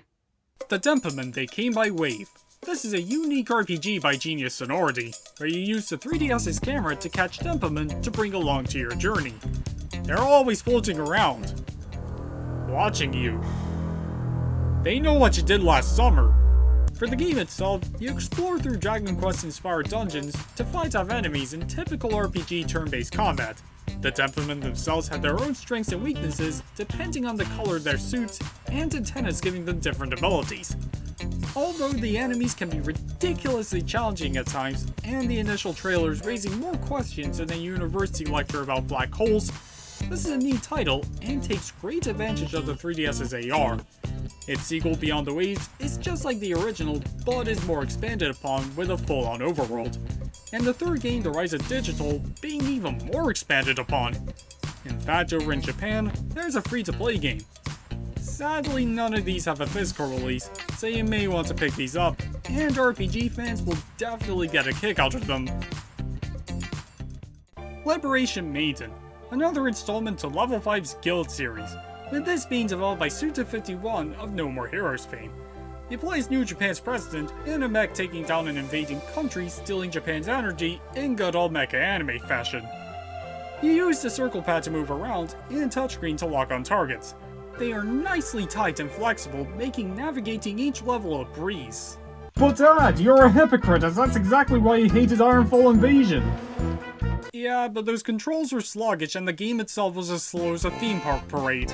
Yet Liberation Maiden here is more fast-paced and arcadey. I will admit it does strain your hands after long play periods, but it's meant to be more of a pick-up-and-play kind of game. On top of that, there is a surprising amount of production values for an eShop game. It's short, but great to get out once in a while, and it's pretty awesome.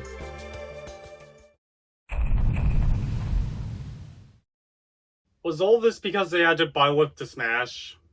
3D Classic Xevious, a third-party addition to the line by Namco. For this shoot-em-up, you have two weapons, one to take care of flying ships, and bombs for bases and land vehicles on ground. The 3D works perfectly to differentiate the perspective of the scene, and even has clouds to fill up the screen as it is a vertical shooter. This is a great take on this classic, and benefits even more thanks to the 3D. Just don't play it at full volume.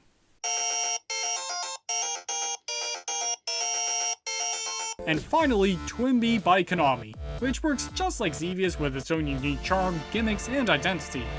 Unlike Xevious, which uses the arcade release, Twinbee is the Famicom port, which is kinda lame and is stuck in a 4x3 screen. But then again, it's by Konami, so what did you expect?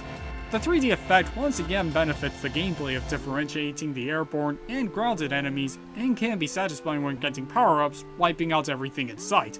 Not as good as Xevious, but still an interesting release. And that's all of Eureka's 3D Classics games covered. Pretty anticlimactic ending, huh? But before we move on to our next game, do you want to hear the most annoying sounds in the world?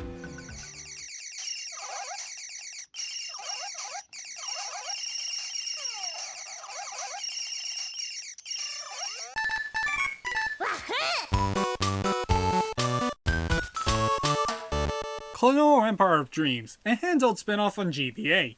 You here have Klonoa explore open-ended levels, finding 3 stars to progress. It does a decent job at replicating Klonoa on an inferior handheld at the time, even though it lacks the 2.5D gameplay the series is best known for. But even then, it showcases the GBA pseudo 3D capabilities quite well, and an early GBA game at that. The game itself is nice, laid back, and pretty charming. With the recent Fantasy Reverie remasters just out, it's safe to say that Bandai Namco have yet to forget this dog, rabbit, whatever species Klonoa is. Hopefully this follows too, and re-release the volleyball game too, you cowards.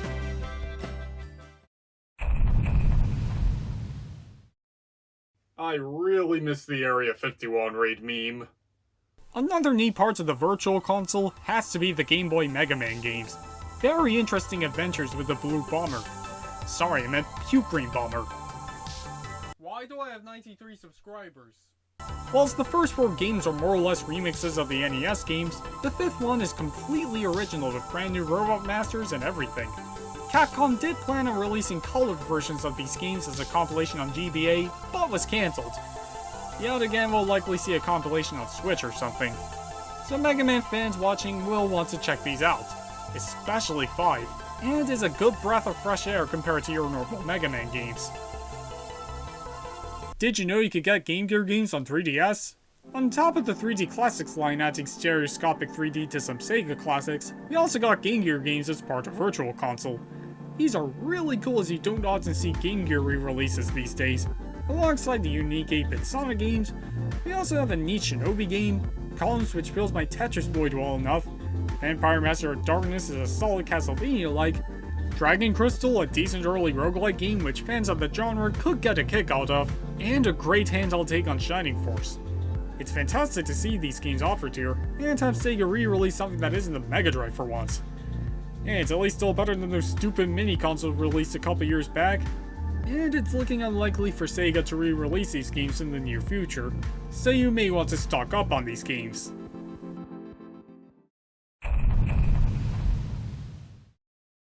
I swear if I hear that clock chime one more time, I'm gonna— Back around 2013, Bandai Namco released Soul Calibur 2 HD Online for Xbox 360 and PS3, a remaster of the classic with all game modes and Heihachi and Spawn added in, but unfortunately it never came to Wii U, leaving Link stranded on the GameCube port. Yeah, the joke's on them since it got delisted. But don't fray Wii U owners, cause we have Steel Rivals instead, and what a hideous splash screen. Maybe the game itself could be awesome, and I've never been proven so wrong this fast in my whole life. I could go on about the menu itself, but I don't have 41 years, so let's set the AI to normal, pick out to the stock screaming character roster, and actually play the game. Well, I would if the AI stopped beating the daylight out of me. Okay, I'll set it to easy, and you know they say? Pictures say 1,000 words.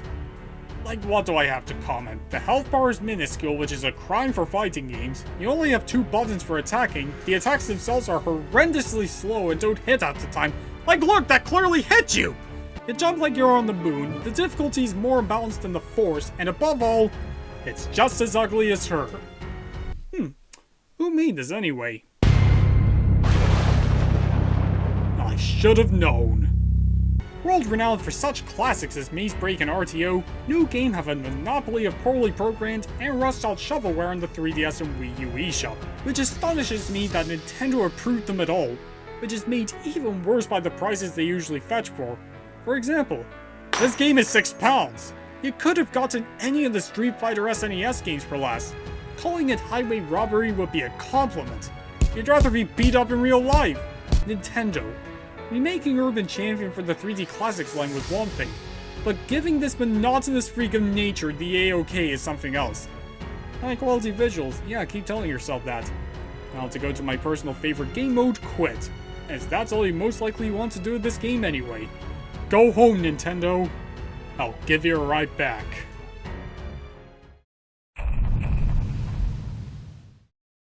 just pull the plug and get it over with! On the 3DS and Wii U, there were a good handful of games that received updates throughout the years, and since updates are spared from the upcoming closure, it's only a matter of time before they follow suit. And here are some interesting picks. Metal Gear Solid 3D Snake Eater, which boosts the game's performance, even though there are better ways of playing this game in my humble opinion. Smash for 3DS and Wii U, where the 3DS version has the duck on stage from the Wii U version, and Wii U giving you Miiverse. I probably should have mentioned these when I covered that game's DLC, but whatever. Yet the biggest one of the lot is Animal Crossing New Leaf's Welcome Amiibo update. The gratitude I have for Animal Crossing cannot be expressed enough. Sure, I had Wild World back in the day, but I never really appreciated this franchise until I got New Leaf a couple years back in college. The cozy gameplay is great to put on from time to time, fast customizability, and the villagers! I don't think I've had a deeper bond with anyone else. And in case you were wondering, I got friends. All 10 seasons. But the Welcome Amiibo update adds so much more to an already stacked game, mainly due to Animal Crossing's Amiibo line not setting the world on fire, and also in the update, you get new characters like Harvey and Wisp that promote the Amiibo support, and the Amiibo themselves giving you special items, including an Amiibo Festival minigame and the cajillionth way to play Puzzle League. Nintendo, make a new Puzzle League! Why? You got like 4 ways of playing it on 3DS alone, you greedy pigs! Harvey runs the campsite for special characters to sell items, and Wisp here allows you to scan amiibo cards to invite villagers to the campsite, and even have them move to your village. A mechanic best later seen in New Horizons. Heck, Nintendo made special RV amiibo cards with this update, and you could use certain Zelda, Splatoon, and even Monster Hunter amiibo to invite special villagers. And that's not including the other new items and quality of life improvements. Now this is an update done right, and adds more to an otherwise complete game. Unlike you, New Horizons!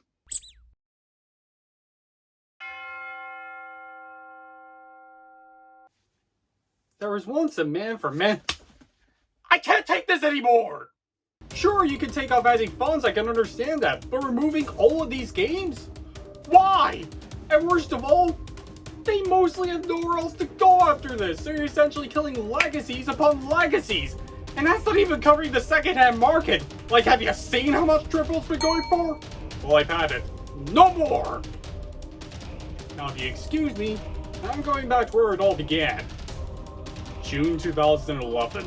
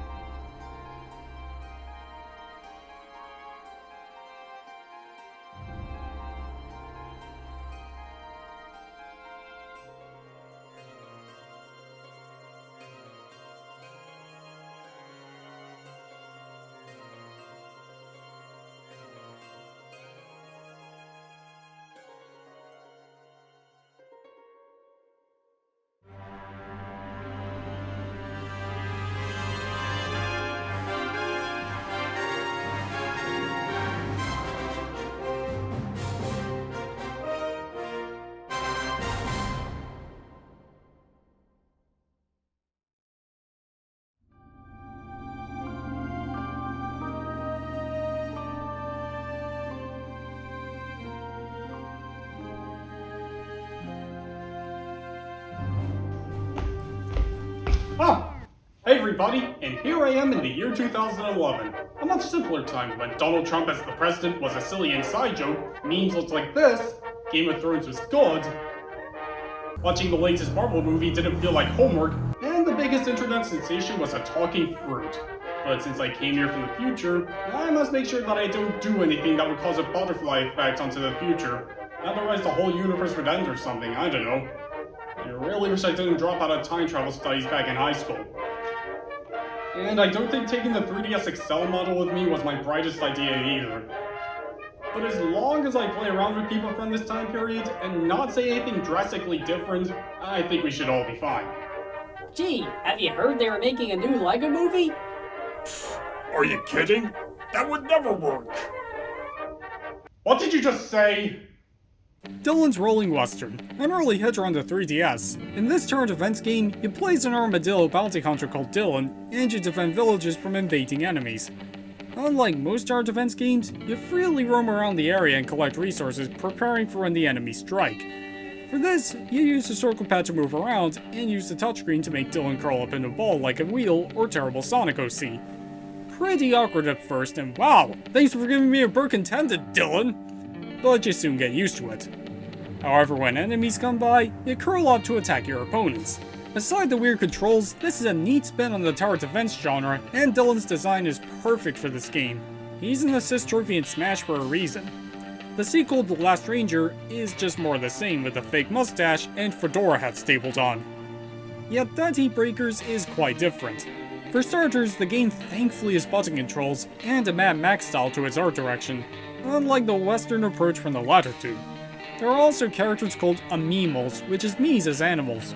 Pretty lazy and off-putting character designs if you ask me, and look as if they're about to audition for cats. The game itself still has the tower defense gameplay from before, but now has amiimals defending the base and neat race battles with Dylan in between to make things more refreshing.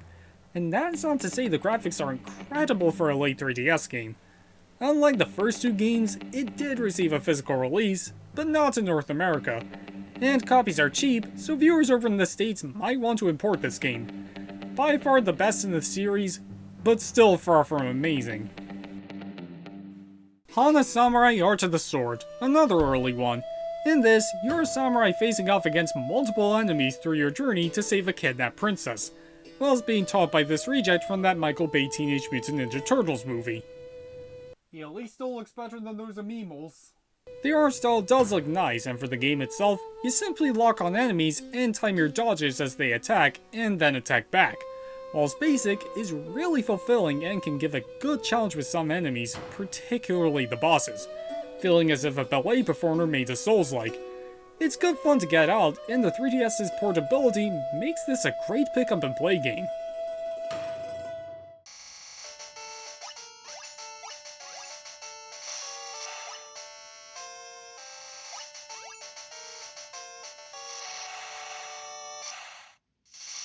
That's right, ladies and gentlemen, I'm finally talking about the mainline Pokemon Virtual Console games.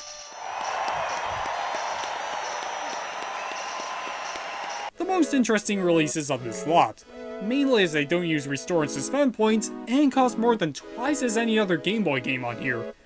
These are probably my way to play the first two generations of this series, putting the remakes aside. While the games are more or less the same as you remember them, there are interesting additions. Yellow's Pikachu surfing minigame is preserved from Pokemon Stadium, you can transfer Pokemon wirelessly, transfer them to bank and then home to the newer games, not that you want to play the newer games, and even bring up the menu by pressing X. Since physical cartridges are a hassle due to counterfeits and dying save batteries, it's a must-buy worth picking up right now. Forget what I just said. Well, I was going to talk about Kurukurukurin, as that's a unique Japan-only puzzle franchise which got a game in Europe and Australia, but not America for some reason. But it just had to be added to the Switch Online expansion pack. So here's Fire Emblem Shadow Dragon instead. A remake of the first Fire Emblem game. I had to say, DS games are pretty peculiar on the Wii U, especially when you play it on the TV. I honestly think they would have fitted the 3DS a lot better. It's backwards compatible and DSiWare's on there, so... For the game itself, it's a much more fleshed out experience compared to the Famicom original, with better graphics, UI, gameplay, and everything.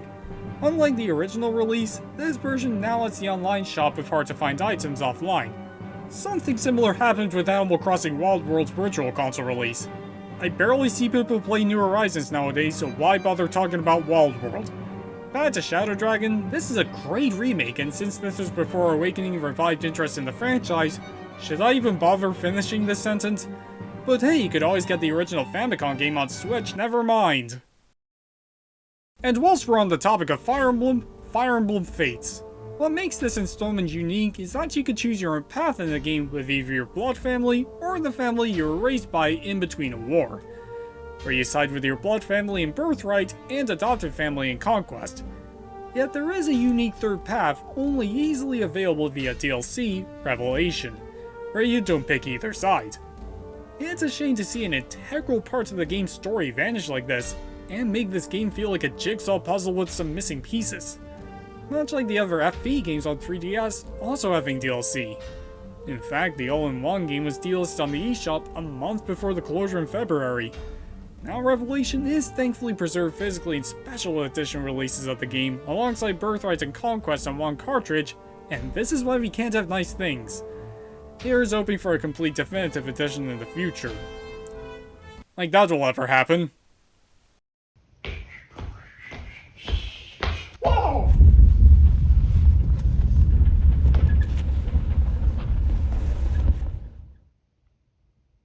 What was that all about? Huh, Skylanders is coming out. Weapon Shot de Amase. yet another installment to Level 5's Guild series, with this game being developed by comedian Yoshiyuki Harai. I've heard of celebrity-comedians making their own animated shows and failing miserably, but thankfully I don't think that curse applies to video games. At least with this one. It takes place in a failing blacksmith shop where you rent weapons to various RPG characters, and even has a sitcom aesthetic to it, with a live studio audience and everything. You know that 80s family sitcom AI meme a while back? This game predated that by 11 years. To make weapons, you play a Parappa the Rapper-like rhythm game on the touchscreen to forge the weapons, polish said weapons, rinse into the characters, and rinse and repeat. Despite sounding like much, they all go together really well like peanut butter and jelly, and a deer and cat. You can hang around for a good while though if you've got nothing to do, and your customers are out and about, and the grindcast or banter for customers can feel distracting at points. More so when forging, but at least show pretty funny remarks from them here and there. Though critics were initially divided with this one back in the day, it's a rather charming game, cool spin on JRPG tropes, and really makes you appreciate blacksmiths more in these games. Nobody cares about the blacksmiths. Our next and final Guild game, Crimson Shroud, developed by talent behind Final Fantasy XII. This is your typical RPG which is highly influenced by tabletop games like Dungeons & Dragons, with the gameplay mechanics in that the characters don't even move. They are just immobile figurines. As mentioned earlier, the game takes elements from tabletop RPGs, as for some parts, you roll the very die to determine the effect of your move. The production values are great for an eShop game, and tabletop fans will surely enjoy this one. And that's all the games in this little series I'll cover. They were quite interesting releases, and definitely had variety, with at least one game everyone can individually have a blast with. There are 2 other games in this series, but on to Wii Sports Club. Essentially the original Wii Sports, but the 5 games are remade with Motion Plus and the Wii U gamepad in mind. While the likes of tennis and bowling are largely the same, baseball and golf both use the gamepad, with baseball using the Wii remote for batting and gamepad for pitching and catching the ball, whilst golf uses the gamepad to display the ball and use the Wii remote to hit. Clever idea, but a bit of a nuisance lining the 2 up. In boxing, using 2 remotes for each fist, but does offer a way to use 1 remote, and controls as well as you'd imagine. What makes this game that more interesting is that in the veins of a country club, you could rent these games for 24 hours. Perfect for the cheapskates at my old high school. Or buy each separate game permanently. I don't want to meet the guy who rented these. It did get a physical release, but you're probably better off with the original game. You could already play it on the Wii U, and the more basic controls are somewhat better, so what's really the point?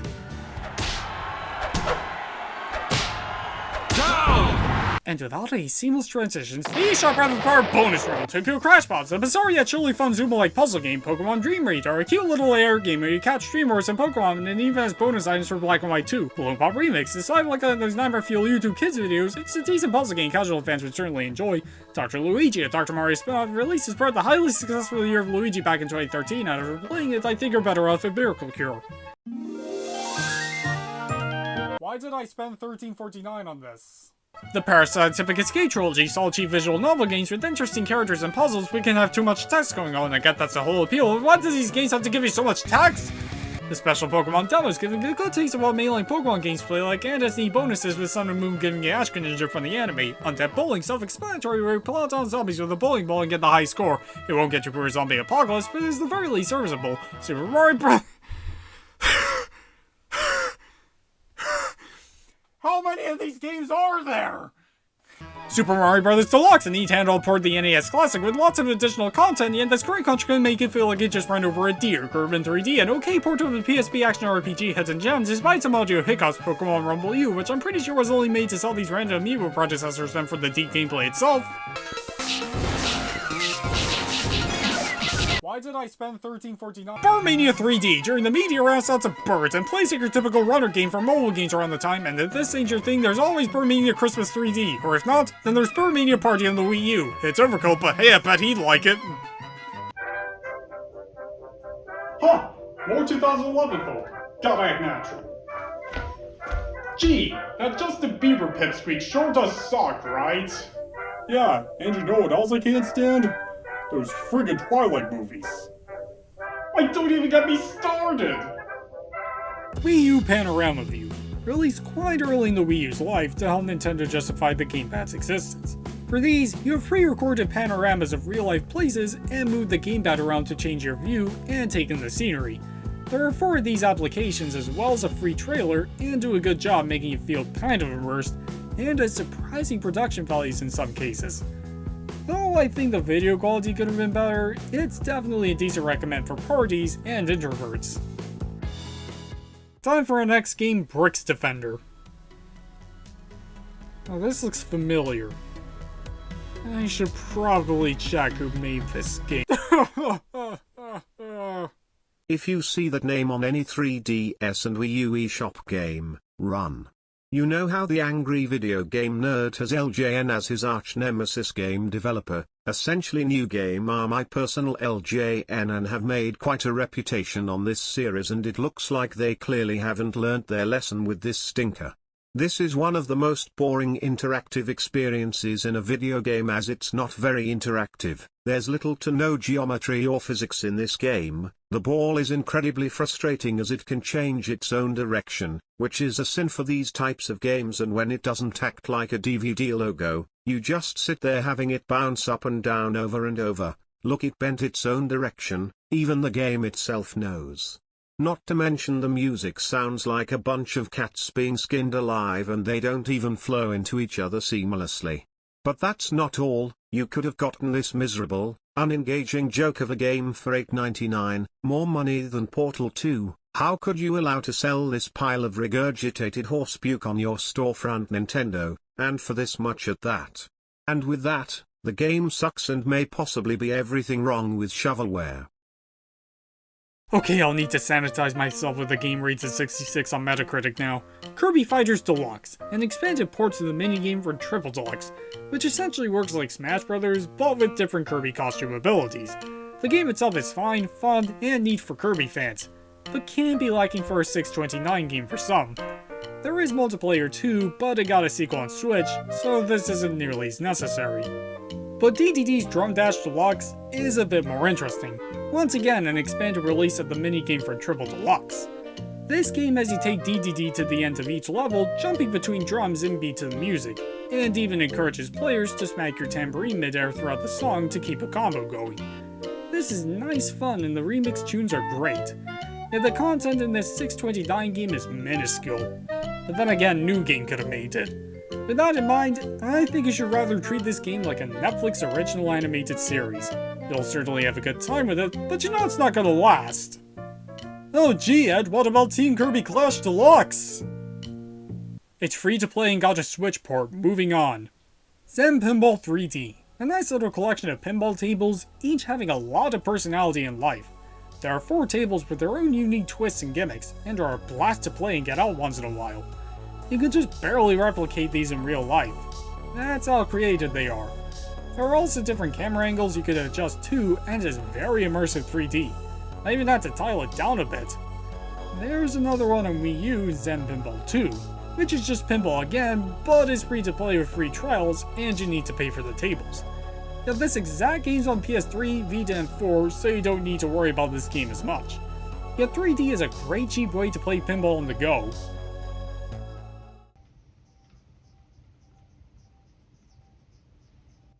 Whoa!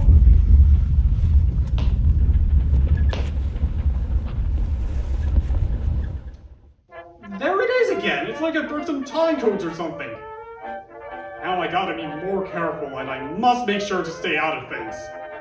Oh boy! I can't wait to give all my money to J.K. Rowling! Can't wait! Chibi Robo Let's Go Photo. Yeah, Ziplash wasn't the only Chibi Robo game on here. A small installment to the series that somehow ended up reviewing worse in a polarizing game I somewhat unironically like. That was an April Fool's joke. Let's Go Photo plays more like a traditional game in the series, where here you help a museum curator gather objects to display in his museum, and to do so, you use the 3DS camera to take photos and have Chibi Robo pick up those objects to eventually display.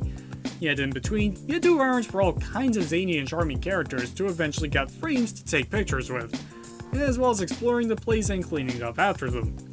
and I can definitely see the appeal of this series after playing this, and I don't think it deserved the low scores it got. But then again, this came out when people stopped caring about the 3DS camera, and I don't think the high asking price helped that much either. It's not a must-buy or anything, but rather let this be an opportunity for Cheapy Robo to pick up your DVD of Shrek 2. Like, no wonder he stopped getting games. This is where the franchise peaked. Resident Evil The Mercenaries 3D. While that has a physical release as common as peanuts, here's the thing. This came out around the time that major AAA companies had strong vendettas against used games, particularly EA locking online multiplayer behind download codes.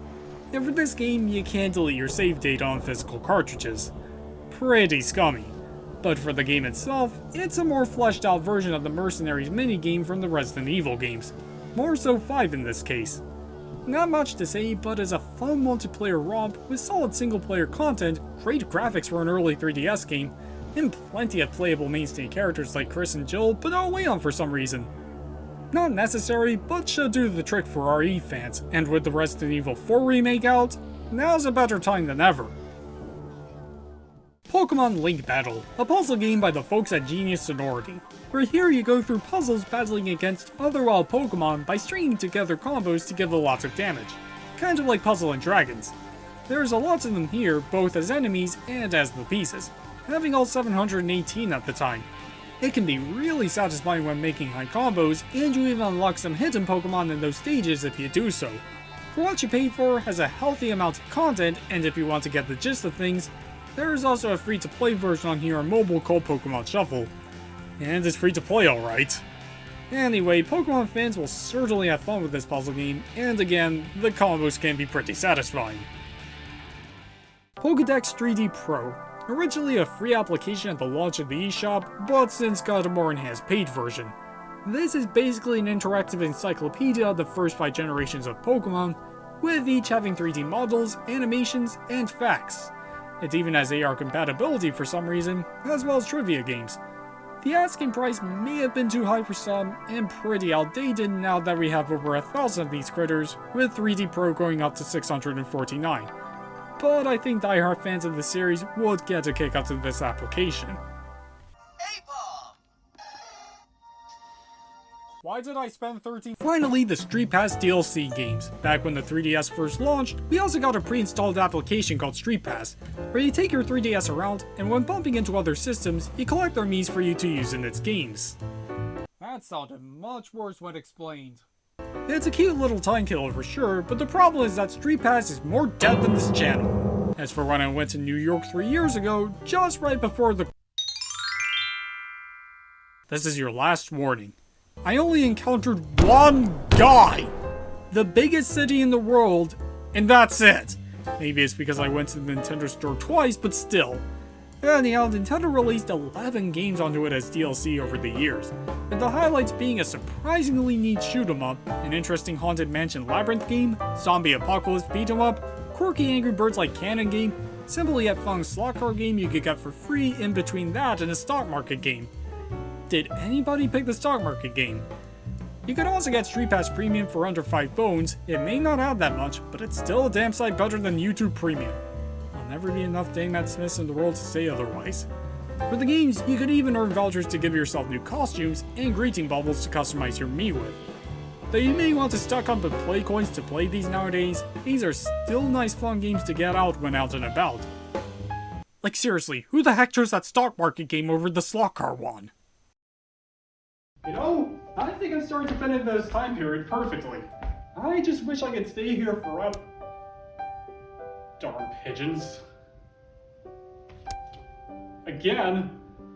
Wait, how did they get the sun? And why is the ground still rumbling?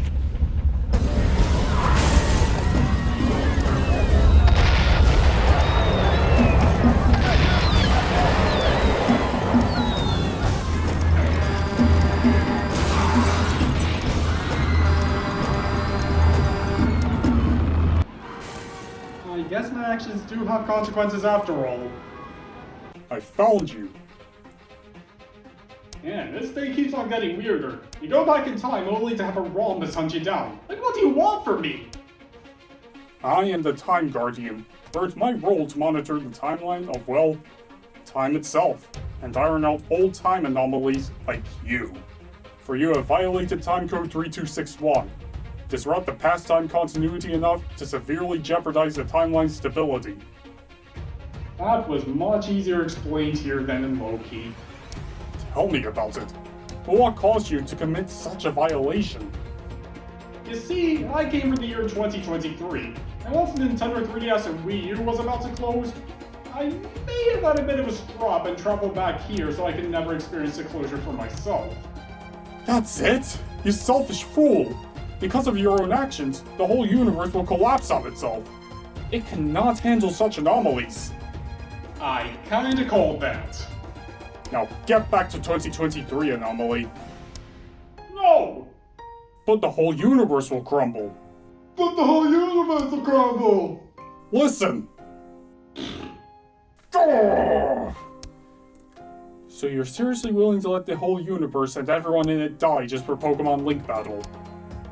Well, if you put it that way, ah! I'm sure there's a misunderstanding. You see, there's that Marty McFly kid who traveled back in time to the 50s, and his younger mother is now developing feelings for him.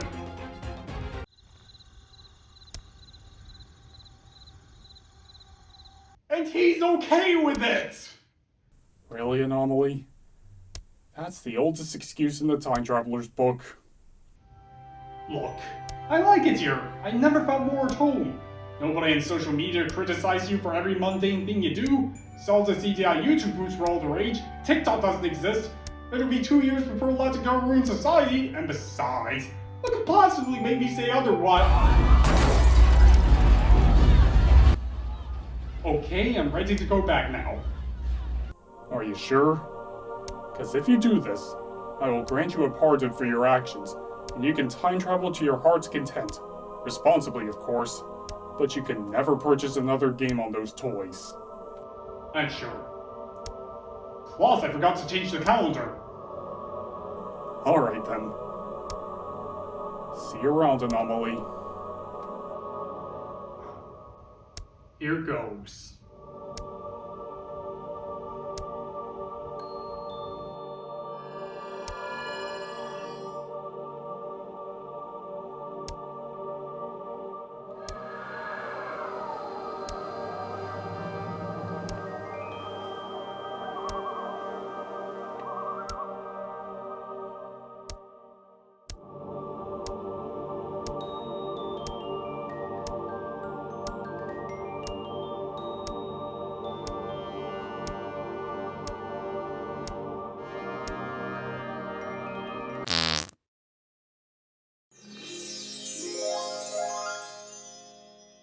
Well, that was easy.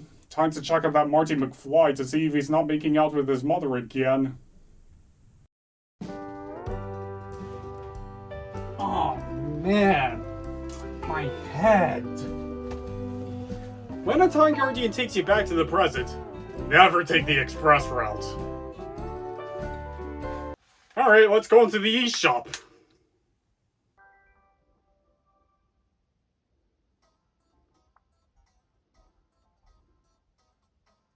That's weird. I can't find any games.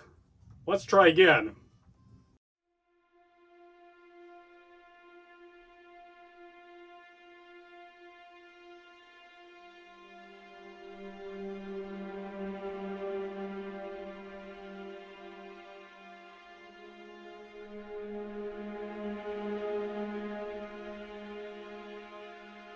Maybe something to do with the Wi-Fi. It's not great, not horrible.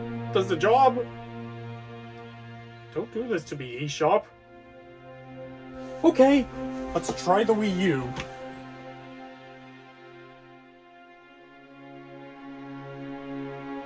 Can't find it either. Maybe they're serious about this closure the whole time. Say something, eShop. Show a garbage shovelware game or outdated NES title, like you always do. Don't leave me, eShop. Can you hear me? eShop. eShop. eShop!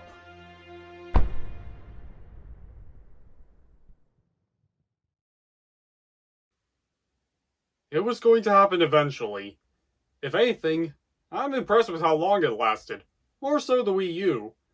Throughout this whole ordeal, we lost a lot of games. Some good, some bad, and Japanese rail sim 3D fly types of trains. And there were even more out there I didn't cover, like some of the Ace Attorney games, Nintendo Pocket Football Club, Chase Cold Case Investigations, Bickley's Revenge, and Automatic Lung, whose developer Luke Vincent actually commented on one of my videos. So thanks for that, Luke Vincent, yet at the same time, why? While some have thankfully been preserved by other means via physical releases, DLC preserved in their games' later re-releases, or on other platforms in general, it's sad to see the likes of Poleblocks, Attack of the Friday Monsters, and Affordable Space Adventures lost with no official re-releases, whereas others like Ironfall Invasion and Steel Rivals are better off as the game's time forgot. And even games like Fire Emblem Fates and Smash 4 now feel incomplete without their DLC.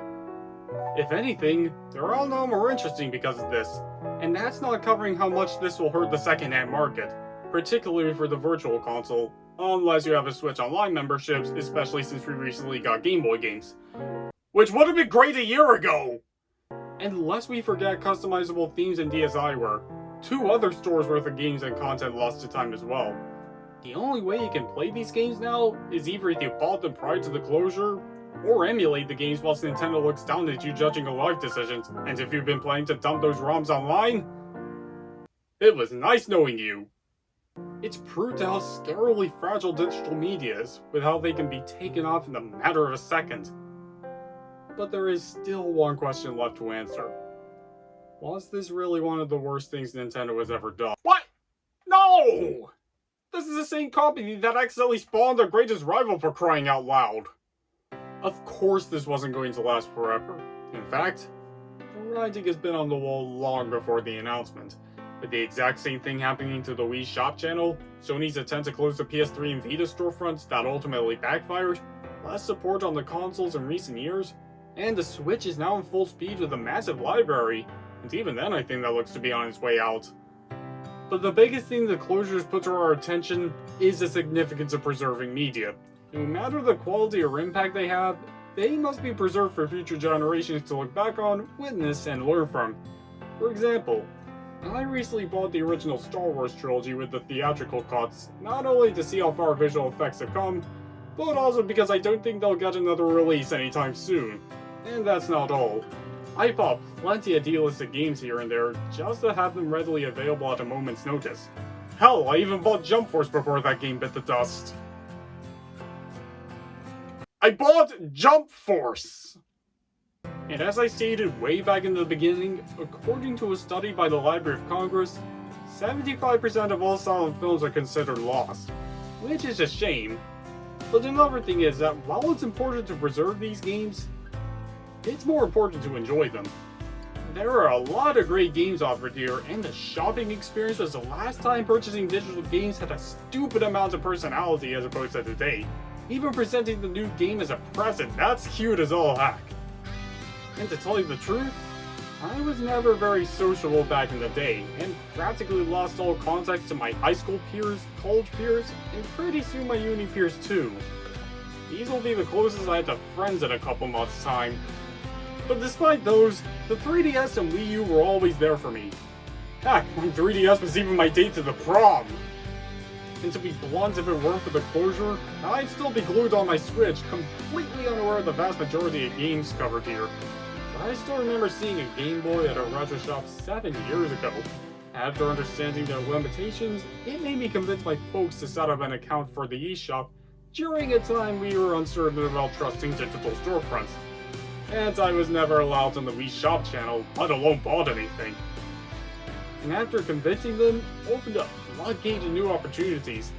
And I don't know where I'd be right now had it not been for that old Game Boy.